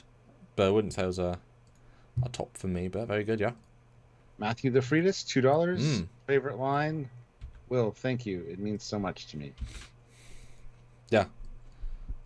Or the whole, the stars have always been in my favor line was good too. Many good lines. Yep. Me No Other, $2. Star Trek Violin by Viodance is good. Yeah, absolutely fantastic. Yeah, she buys a lot of costumes, does a good job, and a good green screen, and yeah, lot of work. But speaking of, I'm going to end the poll though because we have a nice set of results. Would you like to see the new Intrepid in Sam's Trek short films? 79% yes, 19% no, 2% I'll donate. Yay, 2%. But yay, 79%. So you want it for free, and you'll enjoy it. Okay, that's most TV, isn't it? Free, I'll enjoy it. Okay. Exactly. Guys, hit that like button though if you haven't. We have 170 likes, which is amazing. But I'd like to get to 200 if possible. And we do want to hear your thoughts, guys. We want to hear what you think we will be our number 1. Maybe it'll be our number 2. We don't know. We got our silver and gold to go. Silver and gold. And if you want me to stop singing, by all means, super chat in. I will. But no, let us know your thoughts and also your favorite. Wow, this has been really fun, and I'm looking forward to hearing what you guys really enjoyed about this season. So, be part of the conversation, guys. All righty.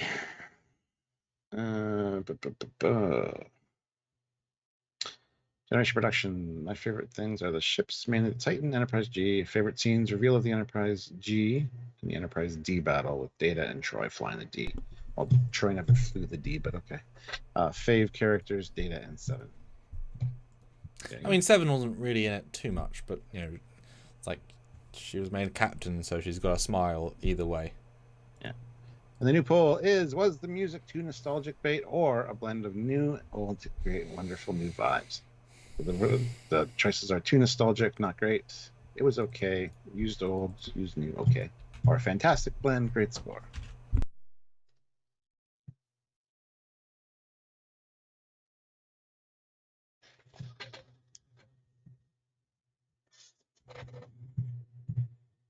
Yes. Vote now, guys. I want to know. Oh, I'm back. Holy crap. Connection lost for a second there. All right.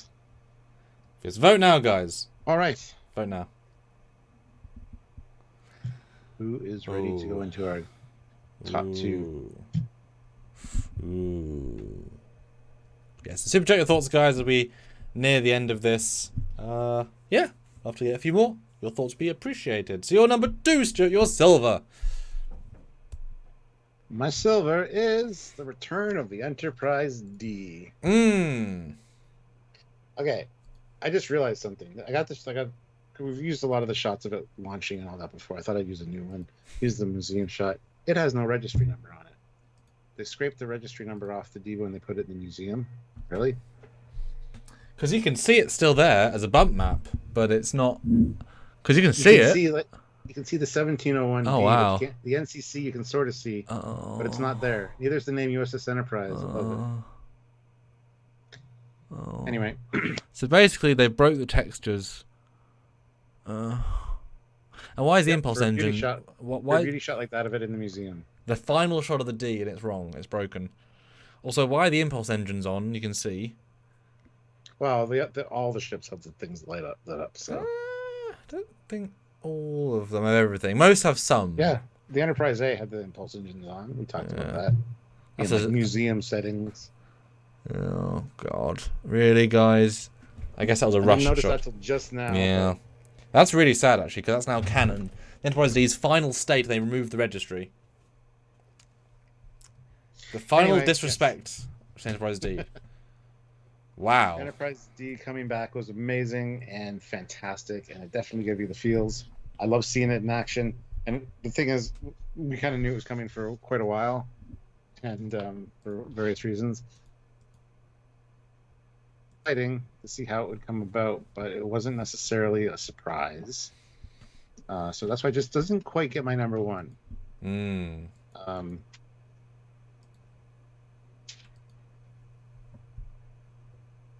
He thinks he's gone, but he's not.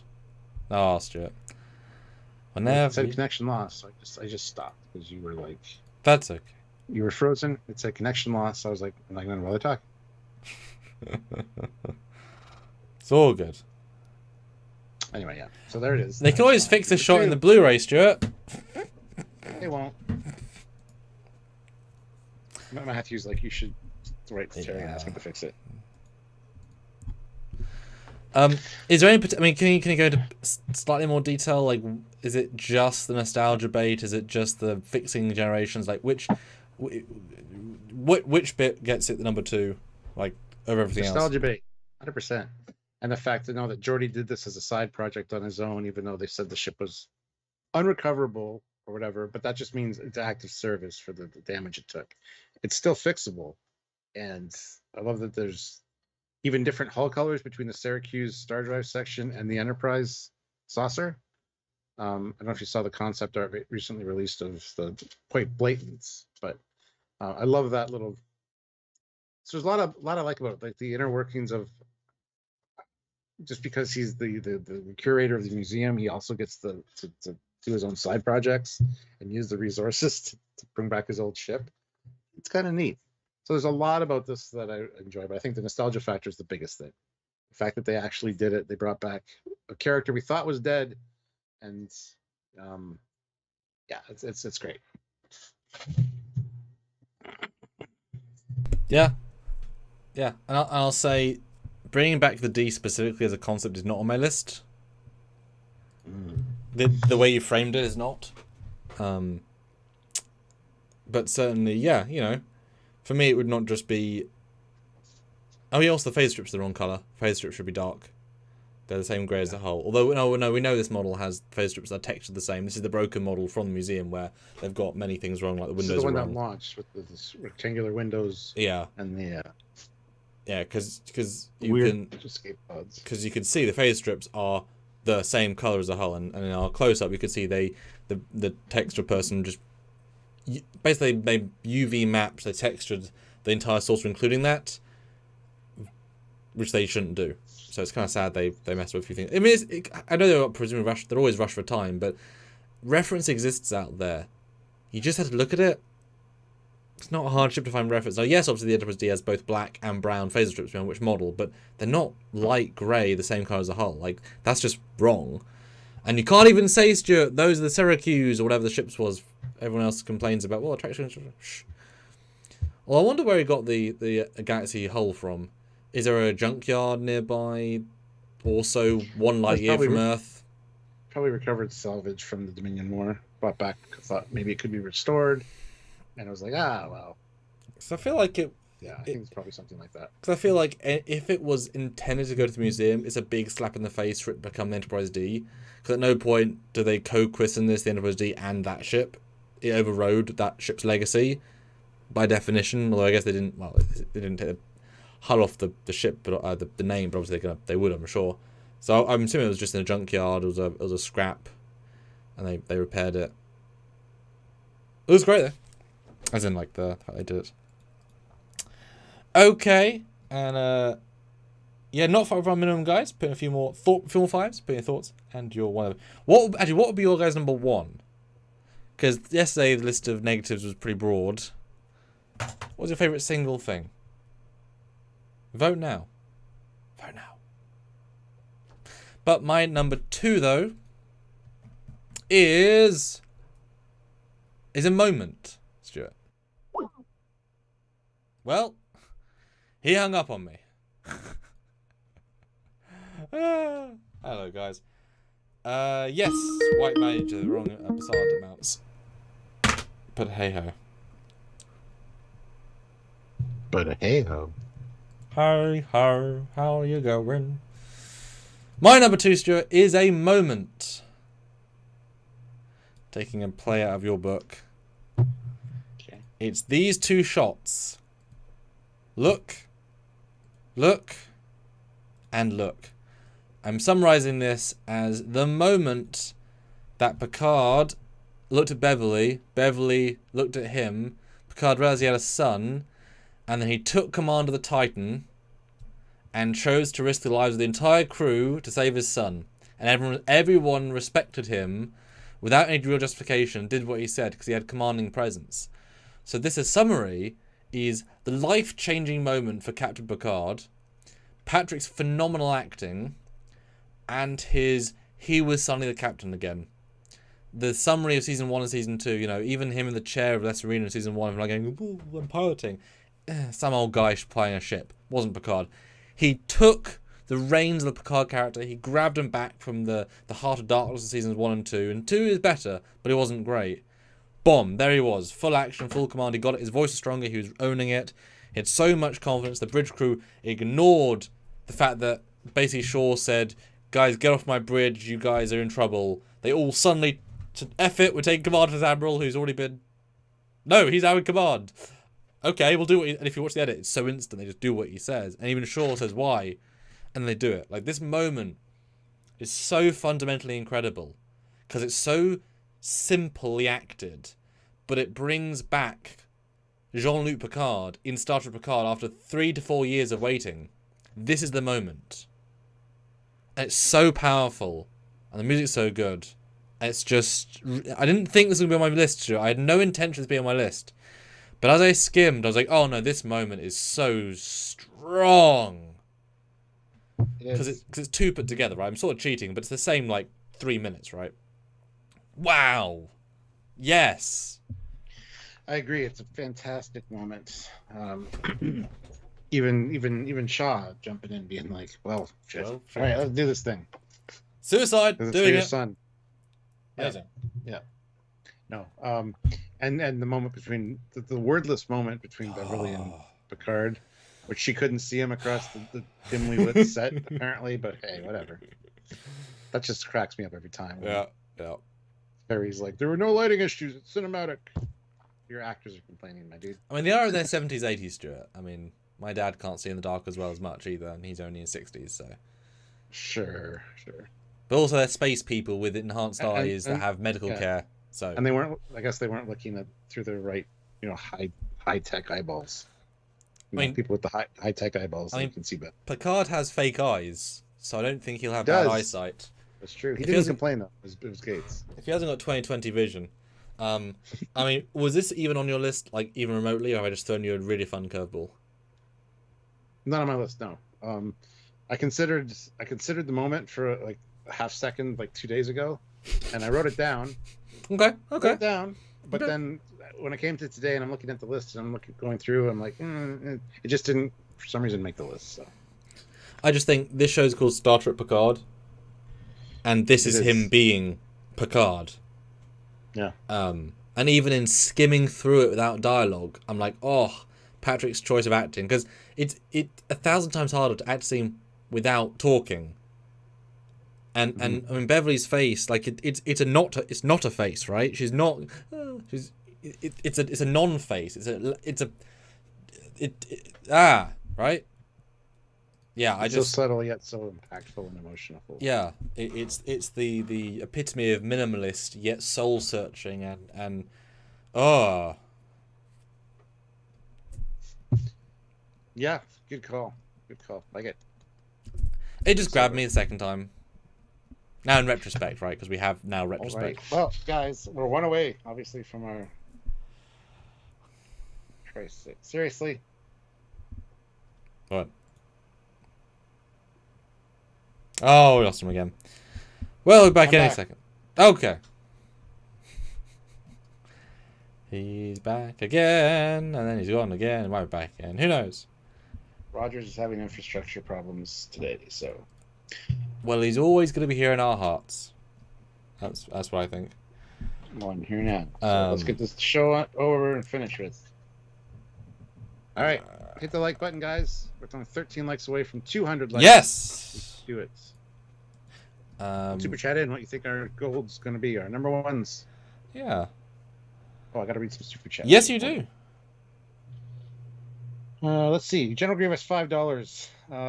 Love how the end credits were Easter eggs. In hindsight, throughout the biggest Easter egg, and the end credits was the first contact theme that signaled board. The cards always had clues in the titles, usually at the beginning of the show. But there's always been clues and hints, so nothing new. But yeah, it's fun the way they did it. Yeah, and it's, I mean, it is obviously a clue, but it's also just the sound that the song that represents the movie version of TNG. And this was Terry said this is a movie. So that there was no leap there. Of course they'd use that theme if they're going to use a theme. They wouldn't use da da da da da because that's TMP. So that was the TNG theme for the movies. Etc. Patrick throws in €6. Samuel's gold is the gold of the com badge. And Stewart's gold, I still think, is the original Connie. Huh, Stuart, I'm not even intending this to be a subtext thing, but it is a subtext thing. So 709 is your favorite, becoming captain? No, I'm middle fingering the silver one. That wasn't intentional, but I just... that's just funny. Matthew Lebner, $20. Thank you. Joining you guys a little late today. Music was one of my favorite things this season. So was the writing. Nostalgia hearing Walter Koenig's voice, and even though I knew it was coming, hangar opening to the Enterprise D. And the writing would have been so generic a thing to say, you know? It's too much, because all the bad writing also gets in. And this Jericho says they would have used the Nemesis theme. No, that was a very specific Romulan theme. That was so specific to that movie. That does not represent TNG at all. It's one of the worst movies, right? Rated by fans. So yeah. They would include that. Yeah, it's a great song, but it literally, like, if you listen to it, it's almost entirely based around the scene it's in, where it goes through the system and goes in. Like, the pace of the song is entirely linked to this, which is why it kind of works for that one moment. It really integrates well, but it's not an overall great song as much as the first one, which is I mean, you can listen to that. Oh, abstract, it's beautiful. It tells you things, but when is it in the movie? A couple of small times. It's a theme. It's not the Romulans are here. Nemesis. But still a good thing. All right. Mina Haroon, $2. Oh, thank you. Why are crew quarters lights on? Should be off. We've talked about that. It would look stupid with them all off. It would look stupid with them all on. So it's just a random setting. Yeah, but also if you're specifically going through to see the ship as you remembered it in history, yeah, it's like if there's a sailing ship, you wouldn't have all the masts down because it would look sad. You'd want to have them up in the way it would look like at most operations, because that's how the presentation would be. Yeah. Yeah, I mean, yeah. Mina Haroon, $2. No spare hulls. End of generation. Lots after. No more. Yeah. Yep. And Paul DeAndrea, $2. Thank Number you. one, all around the conference table. Have a good moment. Yeah. Well, we're going to find out now, because we're going into our number ones before my signal dies and doesn't come back. Yeah. 7 more likes, guys. Get to 200. Hit the like button. All right, so my gold, my number one, my winner is... Wow, deja vu from 2 days ago. The Starfleet Museum as a whole. Just as a concept, finally seeing it, all the ships, just all the history that's in... Like, we gave this applause video Just applause and ovation. Because this is what Star Trek for me is about. The old ships, the history, it's canon, exemplified into one facility. Canon. There you go. We got to finally see it after all these years of hearing it referenced. And yeah, there you go. The museum. Simple. Keeping it simple. It was on your list, but it was what, number 4? Number 5? It was number 4, yes. And that was specifically for fly-ins, the emotions those entailed. Not the museum itself, but the... No, I like the idea. Yeah. But this was finally shown to us on screen, so... Yes. Yeah. Yeah, I mean, Shocker! The lead co-host of Trekyards votes for the ships, and, you know, Shocker! In a good way, right? Yeah, totally reasonable. So yeah, I get it. I get it. It's a magic thing. I'm not gonna type this answer. I'm gonna address it. Gorgonzola says no museum ship has their sails set, not working, will get ripped apart in the wind, unless it's displayed inside or as a miniature. I know what he was saying. If there's a ship in the bay and it's windy, they're not gonna have the sails up. I get it, but we're talking about inside a facility. You might have some of the sails down. I'm just saying. Or if it's a miniature of the ship, you're going to show it with the wind filling those sails. It's also in space, so I'm sure they would have them if there wasn't wind. You're saying they can't because of wind, but they would if there was not wind because it would look better. They're in space. They can turn everything on and not have it active, right? Where in best case, like you said, if it was inside a museum, they would probably have them open because they're in a controlled situation. Oh, there you go. Joe Smith has an idea for your next project, which you're going to do anyway. Can you imagine a random ensign from the D going back to the museum, seeing their lights on? Hey, that's my quarters. That'd be great.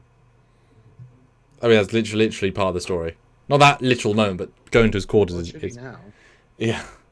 I can show my house from here, from 30 years ago. Although I think as an ensign, you wouldn't have quarters that were that nice necessarily. Probably inside, and you know, I don't know if would every ensign get a big enough ship, you can have a nice quarters. But we know that half their rooms are empty, like the suites for guests, so they'd have windows. Would every ensign though? That's a question for Andrew Robert. My number 1, Stuart, if you're ready for my gold. I am. Is very specifically the last 5 minutes of episode 9. Which happily encapsulates the reveal Enterprise D in every fashion. So I've kind of utilized it all in one moment. But Gotcha. But even though we knew it was coming in one form or another, the emotions that scene builds in you. The fact that, as I said, when we did our full review, we were rewatching that downstairs, and the second time it made me almost fully cry with emotion. I came up and I was like, can I even do this live with you because I can't talk right now? That much emotion because of what it was symbolizing. That hasn't happened in Trek. Ever? Like, the scene, the sort of Connie was great, and I remember seeing the Connie into Radaka was great, but not this. That wasn't our Enterprise, it wasn't our Connie, right? So this is something that hit me to the emotional core because, of course, it actually was a good scene. The dialogue was all quippy and fun, and the shots were good, and the ship coming out was beautiful. And it wasn't just there because there. It was actually a full, careful scene, and even if the last shot isn't technically the best shot ever, I remade it in 2 hours, right? It's not the best shot. The new music, right, builds crescendos, and you're like, yeah, next week. Like, it gets you, right? So that scene, reliving it, I think is going to be I've heard several fans that said they rewatched that 5, 10, 15 times. That scene, like, that is it. So that experience, and no one will ever have that again. Now it's all over the internet. The D is in the show, the bridge. That is now spoiled for history. Except for children their parents don't have it shown, right? That will always be in our lexicon, like I am your father. Never gonna have it revealed again. But we even knew it was coming, but it was still for me a strong reveal. So we got to experience that like no one in history ever will. So yeah, that moment was the top of the season. Beautiful. Yeah. Yeah, same as when Luke came Mandalorian. Very similar. Very similar. Yeah. Although I think that one hit better. Luke returning for me was bigger than this. Well, it was fixing a fuck you to all the fandom versus a thematic choice to destroy the D, then move on. Like there was more power in that. Plus, it was harder to do. Like digital de-aging a face versus building a set. It's technically more effort, but one is you can do one in your back garden with tools. The other one's really difficult. And like, yeah. Anyway, yeah. Wow. Yeah. Yeah. Yeah. Wow, that was a pretty good list all around. Whew. And neither of us put the Connie. I put it in the thumbnail, but neither of us put the Connie. I know. I mentioned that for my favorite references. Yes. Days ago, so. But you know, moment-wise, though, if it would have been like the Intrepid or the Hood or something, like actually historically significant Connie that wasn't made up after the fact, then it might be there. But yes, that's exactly right. I think it was just some Connie. Great, but it's still just some Connie. Or yeah. But I mean, also it got the thumbnail right as being top because we got a Connie back, and that's Chef's Kiss. But just like that's not what the season was about. Yeah. But it was a lovely 55th side note. It was one of the nice sprinkles with cherries on top. And it was almost a cherry salad, Stuart, with how many cherries on top this season had. Absolutely. So guys, final super chat time. Your final thoughts. We'd love to get another few. Put in some fives. Let us know. Are we right? Are we wrong, Stuart? Let us know. Nina Haroon, $2. Ship porn number 1. It's Save Picard season 3. Missing seasons 1 and 2. Yeah, season 1 had no good space shots of worth. I get whether the warp in of the fleet was quite impressive, but then you realize they're all the same ship, and it's less impressive. Yeah. So if that had been 7 Gen Hays, it would be more impressive.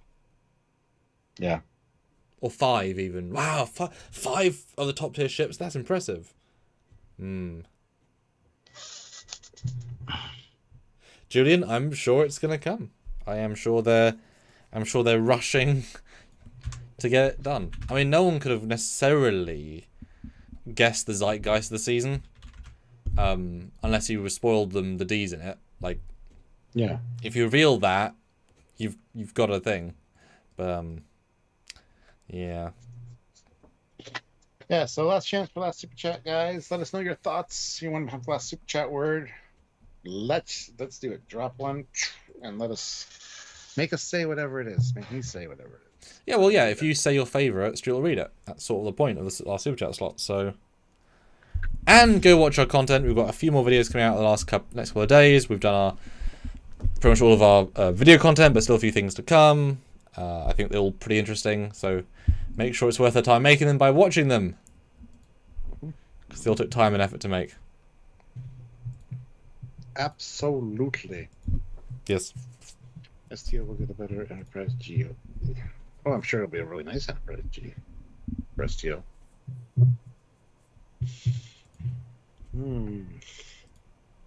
Okay, well. 206 likes. Not bad, not bad.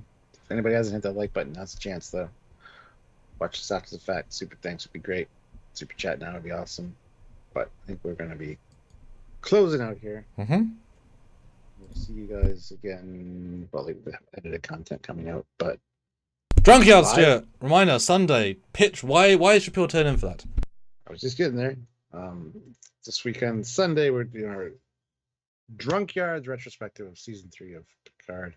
Probably starting around noonish Eastern Standard Time. Come hang out with us for the afternoon with some drinks. You guys super chat in your thoughts, your comments, plus you make us drink as well based on the super chat amount. So by the end of it, it can be quite interesting. We recap every episode, we rejudge it, we rescore it, and compare it to our original scores. and see where it stands. And it's always great to go back and have rewatched it and re-talk about it again and see, if things have changed, with all of that marinating in our brain going on. And it's always a fun time. So if you guys want to have us smashed and hammered by the time the Enterprise D gets revealed, you could do so. The Enterprise D came out. Yeah, I quite eloquently express my feelings for the Enterprise D's launch. On Sunday, that won't be as eloquent. Are there any guests on this Trekyards? Probably not. No, I mean, we have a vibe. Maybe Dad will show up, I don't know. I haven't asked. Been kind of busy. Like we're trying to finish the season, right?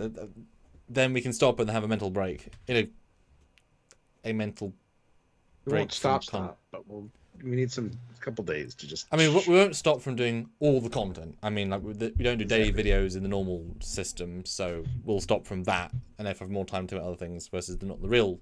And then return to our TNG reviews. So. Should be so much fun. Matthew Lebner, $5. On a completely side note, have you guys seen the new Christmas ornaments from Hallmark? Not yet, no. Christmas in Star Christmas Trek in May. Mirror. Huh. Yeah, that was announced now. The first one start rolling out in like June. I mean, yeah. While stocks. I don't know which ship they're going to do. If they're going to do the Titan or the Enterprise G. Well, the G has 13 seconds of screen time, and the Titan has all of the seasons. So it's also the Enterprise. So bring Commodore Cockins would drop in. Commodore Cockins. Who's Commodore Cockins?